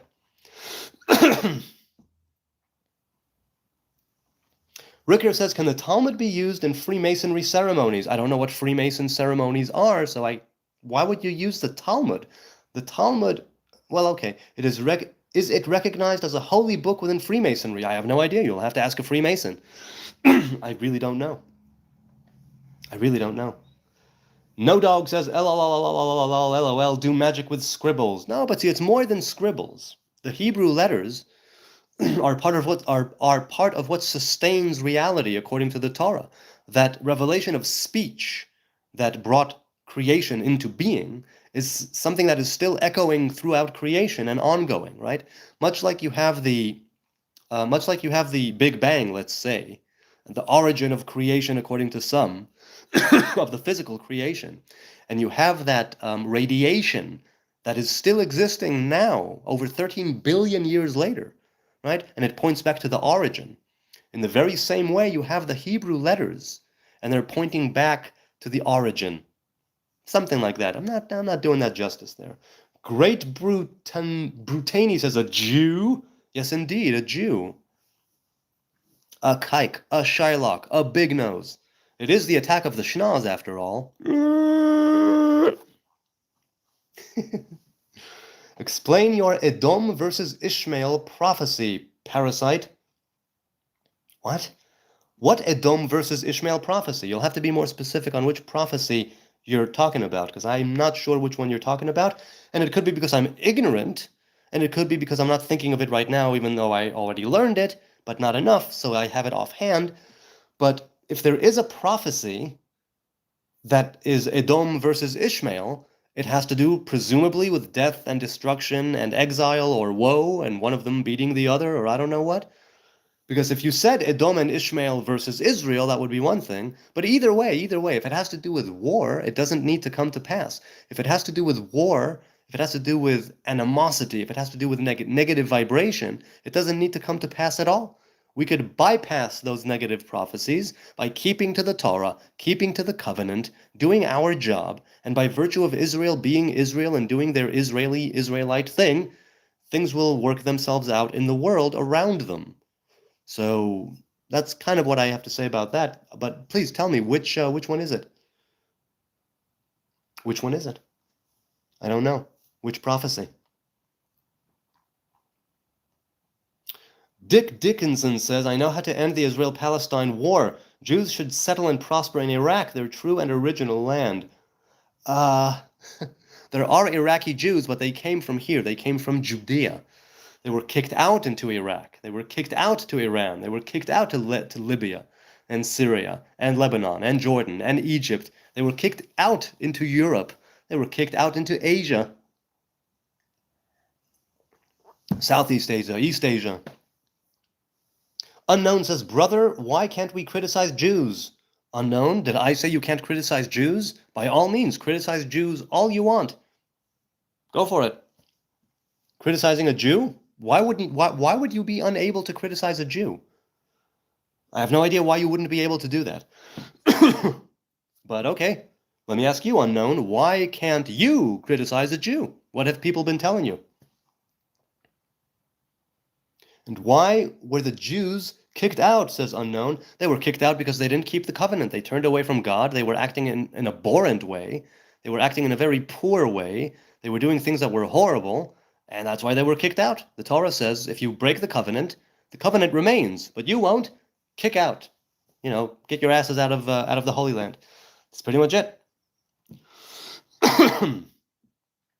Based Saxon says, read it, FFS. What? I don't see anything. I'm going up in the chat right now. I don't see. Oh, so what do you mean read it? Tell me which one. Give me chapter and verse, and maybe I'll read it. Ricker says, is it true that if you try to practice Kabbalah and aren't holy enough, horrible things can happen to you? Well, yes. Anytime that you are,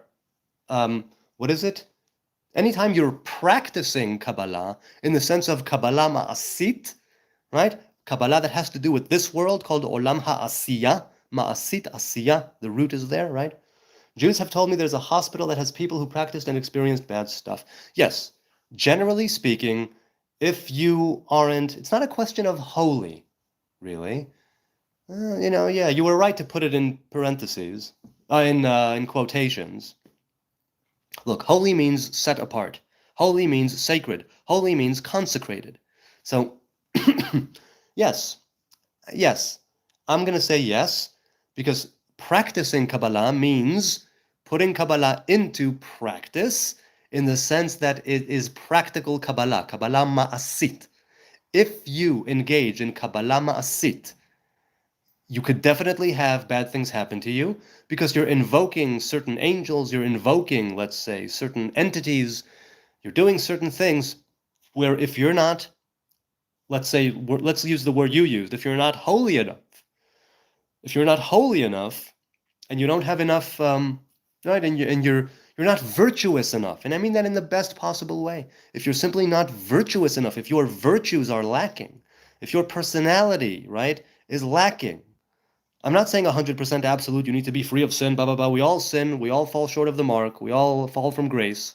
Not talking about that. I'm talking about the fact that you are doing things which seemingly contradict what you're doing there. If there's that contradiction there, like a glaring contradiction, then yes, bad things can happen to you, horrible things could happen to you, because you're messing with things that are above your pay grade, right? So if, let's say, you invoke an angel, and you're asking that angel to do your bidding, maybe that angel will give you what you want. Maybe that angel will do your bidding, but it will come at a price. It will come at a price because you're not worthy. You have not merited control over this angel, over this messenger. You're simply using the technicalities of the Kabbalah Ma'asit, right? You're, again, dressing a certain way, wearing certain, and saying certain things, and thinking of certain names, and writing them down, breathing a certain way, and all of that is technical things. So while you might be able to get some spiritual entity to do your bidding, it doesn't mean that it won't come at a cost or at a price. So yes, I'm inclined to agree. As for a hospital where people practiced Kabbalah and went mad and whatnot, look, for a very long time, until the time of the Ari, right, of Tzfat in the early 17th century, or was it the late 16th century? No. Yes, 16th century. 16th century Tzfat, right? The Ari, Rabbi Yitzchak Luria. Once he showed up, everything was, he revolutionized Kabbalah. I'm not a Lurianic Kabbalist. I don't study Lurianic teachings.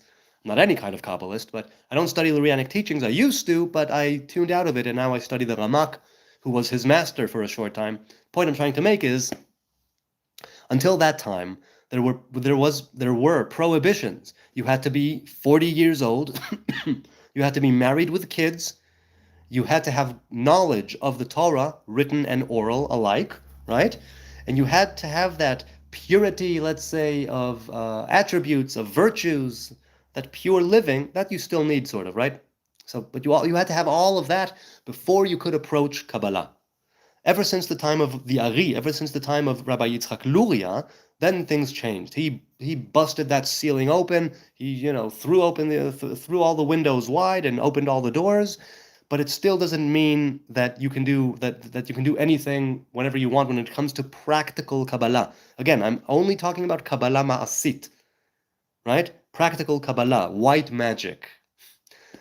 The intellectual Kabbalah, the Kabbalah that has to do with why we are the way we are and who we are and what does the Torah mean and what do the commandments mean and how do I orient myself in this world in a way which will bring about the union of the masculine and feminine divine presence, how to view the Torah, right? And how to act in the world and how to refine oneself in such a way where you could be a vessel for the divine influence, the divine revelation, the divine emanation to come through you. All of that, 100%, if you're drawn to it. The only thing I would say is get a proper master. If you're going to study Kabbalah, study it with a proper master, at least at first, right? At least at first, maybe even for a long time, depending on the individual. Study it with a proper master, I beg you. And if you study it with a proper master, and you come with a relatively, if you come from a good place, oh, wait, something happened. It just said I'm live again, so there was a glitch. Let me know if there was a glitch. Anyway, if you're coming at it from a good place, with a good heart and a good mind, right, and good attributes, then then you'll be able to weather that storm of Kabbalah. And if not, then it could be a problem. Could be a problem. Ricker says, it's interesting hearing you talk about Kabbalah. The preparations which you speak about sound similar to the warnings which are given around approaching Kundalini. Are you familiar with Kundalini? Yes, I am, but only very, very slightly. Very slightly familiar with Kundalini, but it's that same type of thing. It's that life force, that root energy, right? That root energy of Kundalini, that's the type of thing that Kabbalah also discusses. And, and how do we attain that? And how do we integrate that into our daily lives? That energy is not some amorphous thing. We are built to be vessels, right? And to manifest that energy in all kinds of different ways. So yeah. What does studying the tree entails? Well, the study of the tree of life as I see it is the study of the 10 sfirot, right? To study the 10 emanations, the study of Kabbalah. The only question is, and this is why I don't call myself a Kabbalist, because I'm always a student of the tree of life. I wouldn't go so far as to call myself a Kabbalist. Always a student, always looking where I can cleave to the tree of life and bring it more into my being, into my life, every single day. In some ways, I've been successful, truly. And I don't say this as like a brag. I say this as it's awesome to know that this connection exists. It's awesome to know that it all depends on the lens through which you view reality. Because if you want to see something somewhere, you're going to see it, right? If you want to see the numbers 6, 7, hey, and look at that. There's 67 people watching now, according to I didn't know that. I just said that. See, okay, something like this. And I said 6, 7, and I was thinking just about my kids, 6, 7. But then I see that there are 67 people. Well, now it went to 56, but it was 6, 7 for like a good 20 seconds now, 10, 20 seconds. Let's say that I could say, oh my God, that's an omen, that's a connection. 67 must have a great meaning, a deep meaning. No, it's like sometimes it's just a coincidence. Sometimes if you want to see something, you're going to see it. Just like I said 6, 7, and I saw 6, 7. The Ramak says this in Pardes Rimonim regarding Gematria, the numerical, right, the Hebrew numerology. He says you can manipulate the Hebrew letters to come to any number. You can manipulate the numbers to come to any sort of final conclusion. Don't make the mistake of thinking that just because you got to the number, just because you arranged the letters this way or that, the beginning of the word and the next, there are many, many ways of achieving this, but you need to do it in a kosher way so you will have a kosher outcome. Yes? But studying the tree, what does it entail? First of all, it entails going in the attributes of the Most High, and the tree of life as they are set out in the book Tomer Dvorah by the Ramak, Rabbi Moshe Cordovero. If you read the book Tomer Dvorah, you'll be able to see that he takes the tree of life, the 10 sfirot, and he says, if you want to act like study the tree of life and personify the tree of life and become that image of God, here's how you do it. Right? You act like you're the tree because you are actually the tree as well. The 10 sfirot exist within the human body. The 10 sfirot exist in all creation. So what does it entail? For me, it entails studying Kabbalah and trying to become more humble. Because humility is the key to all positive traits, right? Humility is the key to all good attributes. To study Kabbalah.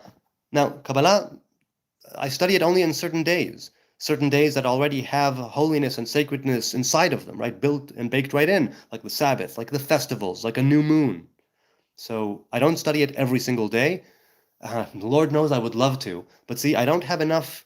I think that I'm still too much of a fallen sinner, transgressor, dumbass to be able to open up these books every day. I need to have a day that already is a covenant in and of itself.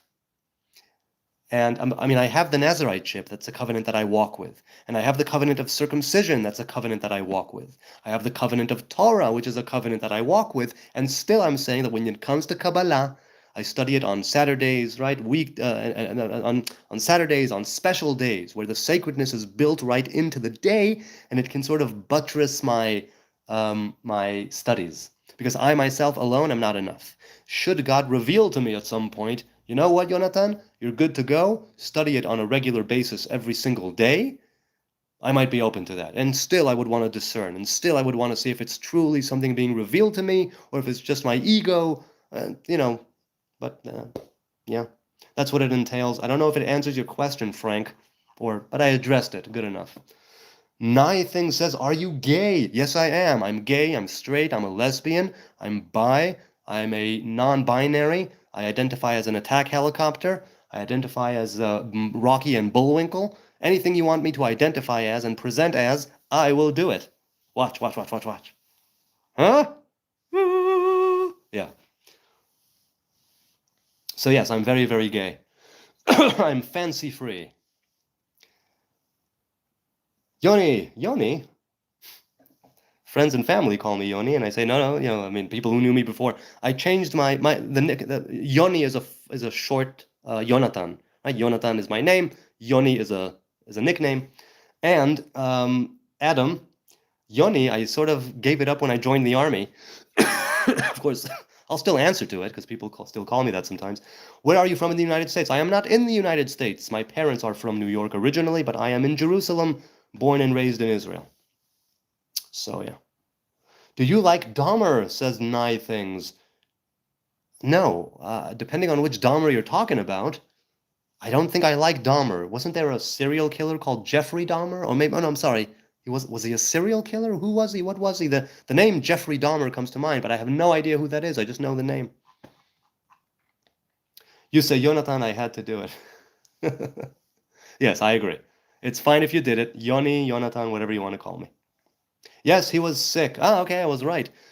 So wait, what was the question? So no, I mean, I'm not a fan of serial killers, so I don't like Dahmer.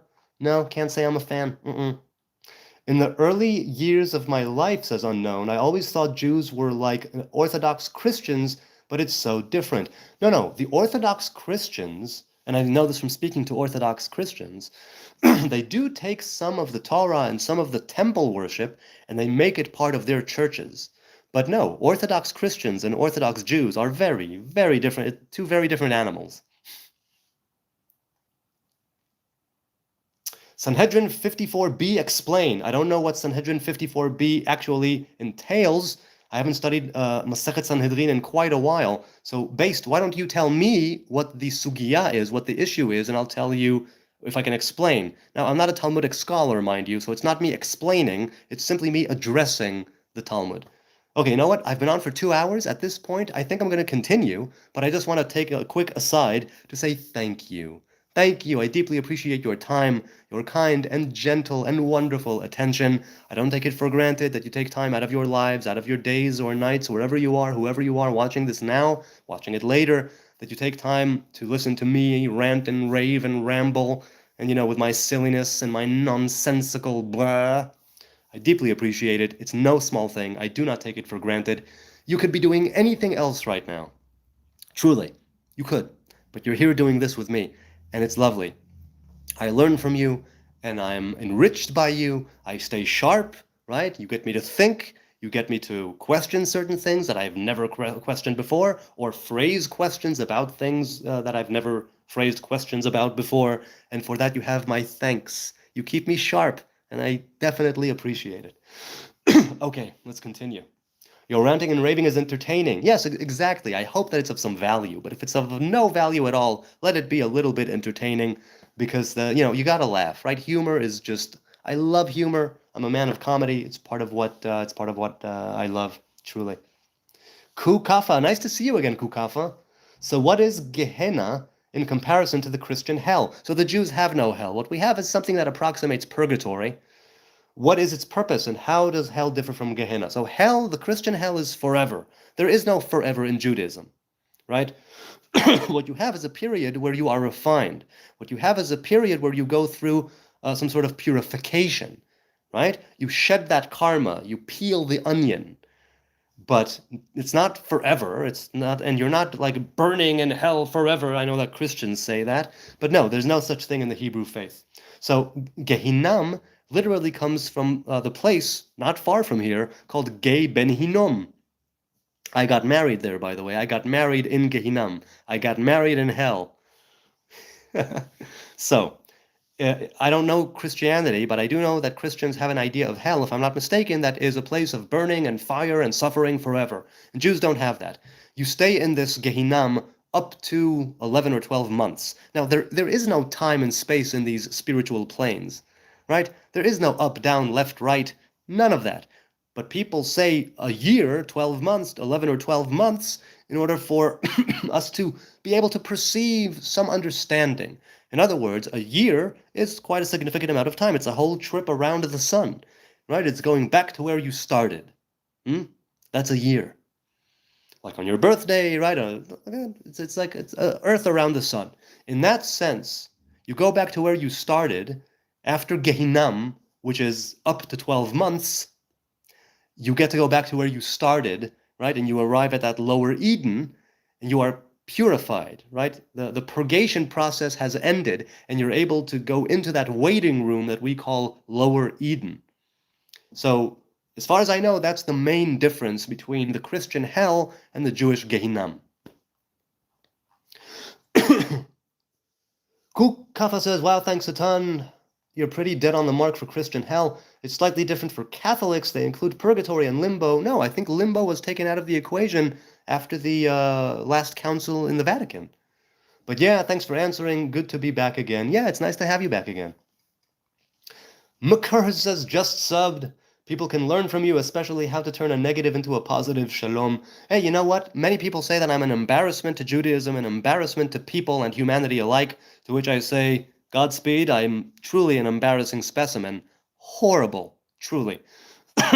But to turn a negative into a positive is a nice spin on it, and I like that. Lake of Fire, yeah. Where the bad folks go when they die, they don't go to heaven where the angels fly. Go to a lake of fire and fry. See him again till the 4th of July. Yes, Luke, I am in Jerusalem right now. It is after midnight. After midnight. We're gonna let it all hang out. What do you think is Islam, says Naz. I don't know. I've never studied it. I don't know it. I've spoken to Muslims, but I have never studied it. Adolf Hitler loves me. Adolf. Right back at you, big guy. Dick says Jews originally appeared in today's Iraq. False. According to most studies, that is false. Who did appear in modern-day Iraq, Mesopotamia, is Avram the Hebrew. So not Jews, Hebrews first appeared in Iraq, Mesopotamia. That much is true. But it's not their land. Avram got the call to leave Mesopotamia and go to the land of Canaan. So, according to the Torah anyway, you are mistaken, but not 100% mistaken. When Jews will accept that and apply it, peace will prevail. All right, Dick. Question there. What are you basing that on? I'm not saying you're wrong. I'm saying part of you is probably right about that. If not Jews, then Avram the Hebrew at the very least. However, where are you getting this Jews originally appeared in today's Iraq? I can understand if you said Africa. Humanity, Africa, cradle of humanity, that whole thing, sure. But why Iraq? Why modern-day Iraq for the Jews? And if they are Jews, doesn't that mean that they come from Judea? Doesn't it mean that they are part of the kingdom of Judah or the tribe of Judah? Why then are they called Jews by everybody in the world? Or Hebrews, right? Which means Evel. So let me know. Open-minded people are the best for discussion, says Unknown. Yes, I'm inclined to agree. Definitely. Master Chef says, Master Chafe, what part of Hollywood do you own? I don't own any part of Hollywood to the best of my knowledge, but I'll have to consult with with the Jewish cabal in my neighborhood, and I'll get back to you. I mean, if I find you again, I don't know if I will. As far as I know, I don't own any part of Hollywood, as far as I know. Free Palestine, says Insect Elf Machines. Oh, a DMT lover, are you? Yes, I agree. Free Palestine from Hamas. Free Palestine from religious oppression. Free Palestine from its corrupt warmongering leadership. And may we have peace in this region. Peace and love and righteousness and goodness. And may we be able to make peace with our Ishmaelite cousins. Would you consider studying it, says Naz. Yes, I would, but I need to come to it from a more objective point of view. And right now I cannot do it. My mind has been warped and perverted by decades of war, bloodshed, and terrorism. And I will not be studying it anytime soon. Are you close to Baka and Gilo? So I grew up in Gilo. From age 2 to 11, I lived in Gilo. I lived in Baca after on the cusp or on the border of Baca. No, I guess it was Baca. After I was discharged from the army, and I mean from the mandatory service. I was still in the reserves for almost 20 years, but after I was discharged initially, that's where I was living. So I'm not close to there now. I'd say Gilo, I'm like, I don't know, 25, 30 minutes away, something like that. Ditto Baca. No, well, no. With Baca, I'm closer, depending on the traffic. Several levels of depression, says Real Jack. Wait, what? Doesn't Gehinom have 11 levels? I mean, they say that there are 7 levels, Shiva'a Madorei Gehinam. But let's put it this way. If you look at the text, let's say in the Pardes Limonim, right, the Ramak, when he talks about the different halls, the demonic halls, he breaks down Gehinam, if I'm not mistaken, he breaks down Gehinam there, but I don't remember how many levels. But there is a phrase in Israel, right, in Hebrew, called Shiva'a Madorei Gehinam, the 7 sections of hell. Right? 7 circles, 7 sections. So I don't know if that's something that's taken from Christianity and the Divine Comedy, right, Dante? And I don't know if it's something that I don't recall how many sections or levels or halls there are in Gehinam.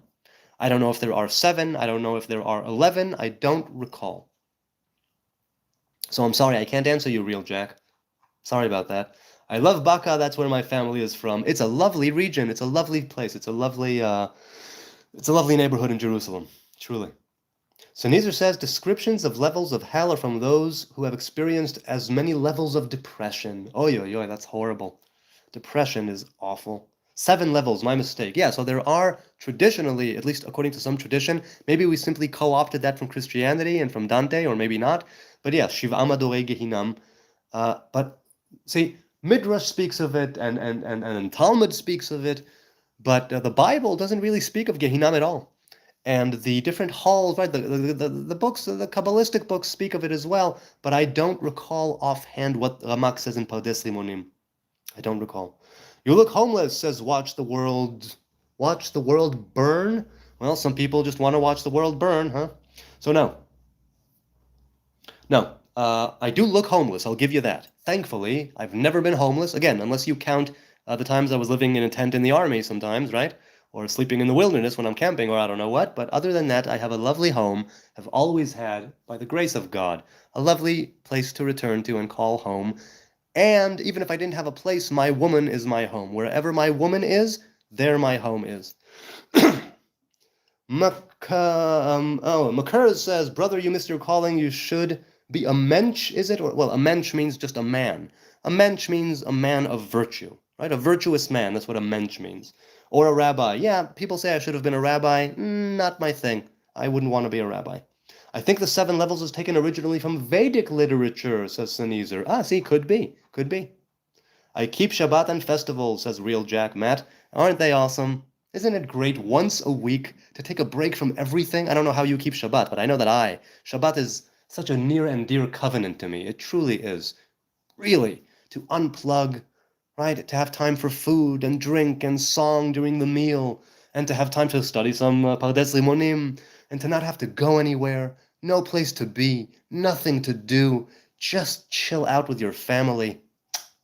Shabbos. Nafshi cholat ahavatech. Matthew says, I believe Nazarites often resist metaphysical inflation and keep meaning embodied. Interesting. Did that outlook or any other play a role in you marrying in the valley of Hinnom, or was the venue just nice? So, I wanted a venue that was actually not far from where we are, but she wanted that, and we went with that. The only thing that I kind of insisted on is the band. The band, which was Hebrew reggae. Love it. It was so much fun. We had what a beautiful wedding. What a lovely, lovely wedding. It was just like a wild party. It was great. So, no. Now, I'm curious, Matthew, why do you believe that Nazarites often resisted metaphysical inflation? I do, right? I mean, the Nazariteship does seek to keep meaning embodied in the sense that it's the hair and it's what you can and cannot take into your body. And if you keep the numbers vow that you can't come near a dead body, and so you sanctify life in that sense, and that's embodied. And you staying away from human bodies helps you, right, have that meaning embodied. I'm curious where you think it. No phone, electric, no cooking. Right on. Right on. See? That's really cool. As a Nazarite, do you not drink wine on Shabbat or Passover? No. On Shabbat, I make kiddush. I sanctify the day 3 times on the bread, al-hapat, as it's known in halacha.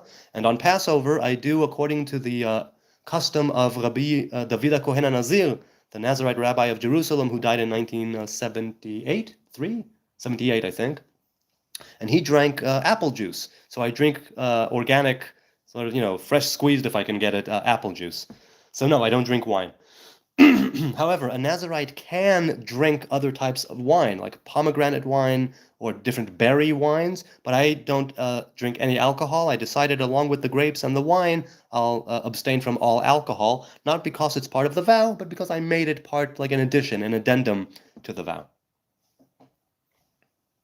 Naz says, only then could you truly believe in what you believe. You should always challenge your own beliefs, in my humble opinion. Well, I don't know what you said before that, but yeah, I'm definitely on board with challenging belief, but I do know from my many years on YouTube that there are certain things that I will be steadfast, willfully blind, willfully ignorant, and remain willfully ignorant about just because. Just because. And maybe that will change, and maybe it won't, but I do know that basically I'm relatively open-minded. I'm willing to admit, well, from the get-go, that I'm ignorant, and that I'm not as wise as I should be or could be. But I'm definitely about challenging beliefs, and give a good argument, and I'll handle it, and I'll be able to consider it. But certain things I know are I'm just all in on them, just with blinders on.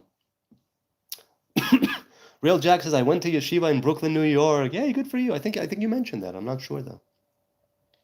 Also, do Jewish people forgive debt every year? No. The forgiveness of debt is once every 7 years during the Shemitah, where we basically don't work the land and we let the land grow free and wild, and Otzar Beit Din and everything to do with that. And there is what's called Shmitat Adama, the land, you let go of the land, and Shmitat Ksafim, you let go of money. Now, there was this great big question on whether or not you can or you can't. Hillel the sage, during the time of the Second Temple, he saw that people were abstaining from borrowing money to people in need for fear of the 7th year showing up, and then, they can't get their money back. And so he made what was called a pozbul. A pozbul is something of a workaround, if you will. I don't know if it's a loophole, but it is a workaround where the money, the pozbul, look, in the very same way that banks in Israel can charge you interest, even though you're a Jew and they're a Jew, right? You're a Hebrew, they're a Hebrew, they're charging you interest. How can they charge you interest if it's against the Torah? They can charge you interest because if you just give to an individual and you lend them money, you don't charge them interest. If you two go into business together and it's a business endeavor, then you're allowed to charge them money, because it's not somebody in need who you're lending to, it's you two going into business as a partnership. And so banks have what's called a heter iska, that's the halachic term, which makes it possible for them. I signed a document that said that I'm going into business with my bank, which enables them to charge me interest. In the very same way, the pozbul is there as a kind of workaround, but a necessary one, to some degree. Back then it was necessary so people would lend money to other people in need. So Hillel the sage, at the time of the Second Temple, established the idea of the pozbul, which is a legal document that has to do with foregoing the money and forgiving debt. But it doesn't happen every year. It happens once every 7 years. You can choose not to go with the pozbul, and then you owe someone money. No, you don't. If they say there was no pozbul, then that's it. So yeah, it's not every year. It's every 7 years during the Shemitah. Quick question, says Yas. Which prophet was given the Holy Torah? Moses. But if you're talking about given, then, Moses to Joshua, and Joshua to the elders, and the elders to the prophets, and and so on and so forth. Shemitah, yes, exactly. So if you need money, loan from a Jew and figure out the calendar, said Sneezer. Yeah, that's what people were. That's why the Pozbul was first. Wow, I've been speaking for 2 hours and 20 minutes. Whew. I am loving this live stream, people. I'm loving it. So you're always in debt, Sneezer, says unknown. Are you Ashkenazi? I'm a Hebrew man, but I have roots, my roots go back to Judea. From Judea, we were exiled to Ashkenaz, Europe, Eastern Europe. From Eastern Europe, we were exiled, or rather, my family moved to the States in the early 20th century, and then towards the late 20th century, my parents moved back to Judea, to the land of Israel, and here I am. So, I'm Ashkenazi, but I choose. Sorry for all the coughing, guys. But I choose to think of myself more as a Hebrew man rather than an Ashkenazi Jew. Just a Hebrew man, plain, simple dumbass in the Middle East. I am really enjoying the stream as well, says Luke. Yeah, it's a lot of fun, and I am sorry about the coughing. You know what? Yes, 2 hours and 20 minutes. I think I'll stop here. The coughing is getting a bit too much. And I want to give you guys 100%, and if I start coughing more, then it won't be... Look, I need to take a few days off and rest my voice, but I love doing this too much, so it's a problem. It really is. I will say once again, thank you, good people, for your time and your kind and gentle and lovely attention. I don't take it for granted. It's so much fun. People in the chat, if I missed your question or comment, I'm sorry. If you gave money and I missed it, I'm also sorry. Please leave a comment. I answer every single comment. So leave a comment. If you want to hit me up in the DMs, Hebrew Nazarite across the board on X, on TikTok, and on Facebook, and on Instagram. And here, look for my tree, right? My profile picture, the tree, Hebrew Nazarite. And I love engaging in the DMs when I can. And I do, like I said, engage in the comments. I dare say maybe I'll keep engaging now for like 20 or 30 minutes until I go to bed. So if you want, leave a comment. I'm sorry if I didn't get to the chat. It goes rapidly, and I'm only one man with 2 eyes, and I have glasses. So, okay. Until, hopefully, tomorrow. Goodbye and good night from Jerusalem. This was lovely. God bless. Be blessed. Be a blessing. Be the light in other people's lives. Good night. Boop.